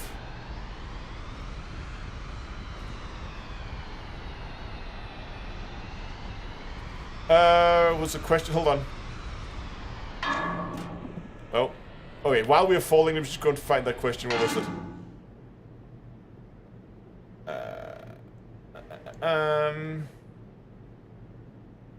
Is it okay if I watch you while I stream? Yeah, sure.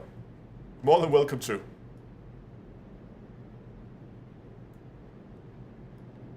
We need to...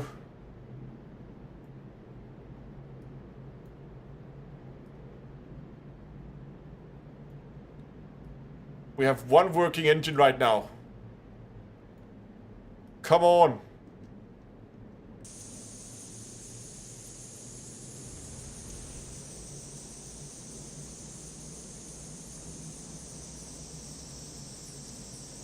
Gonna save the last fuel here.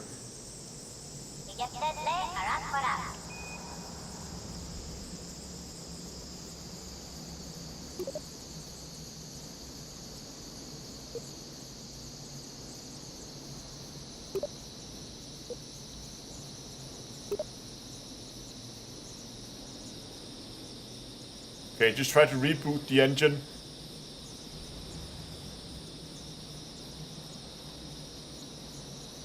Desperately trying to get that one engine started.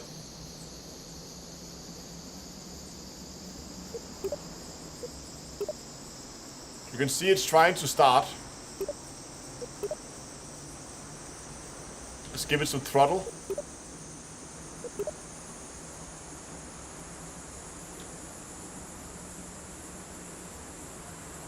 I think it's dead, Jim.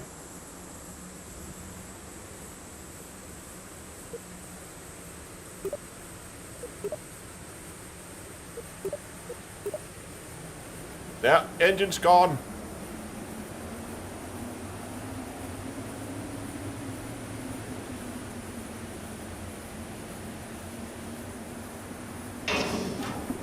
We're out of fuel.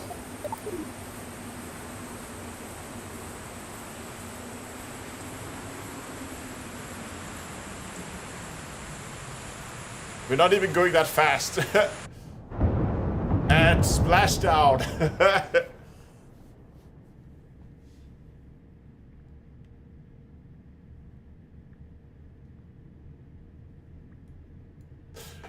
Okay. I think that's gonna conclude it for today. It actually went like 45 minutes over time. That was a lot of fun. I think I like that we managed to make anything from semi-working spaceships to semi-working gliders to a surprisingly well functioning F-52. Just look at that thing. It's beautiful. And it flies really well.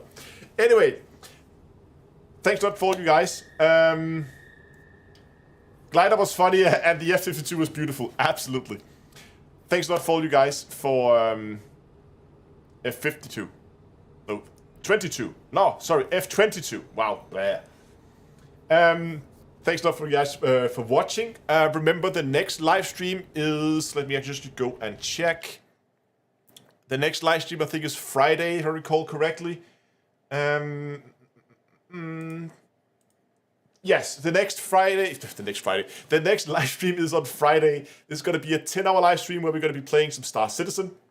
And we're going to do a Zero to Hero playthrough just like we did in Elite yesterday. And if you haven't signed up for the giveaways, remember there are giveaways running on every single live stream. So you should show up for the live streams. There you have a chance to win some things. We already drawn the winner for this one, winners, all 5 of them. And I'm going to go and message them here in a bit.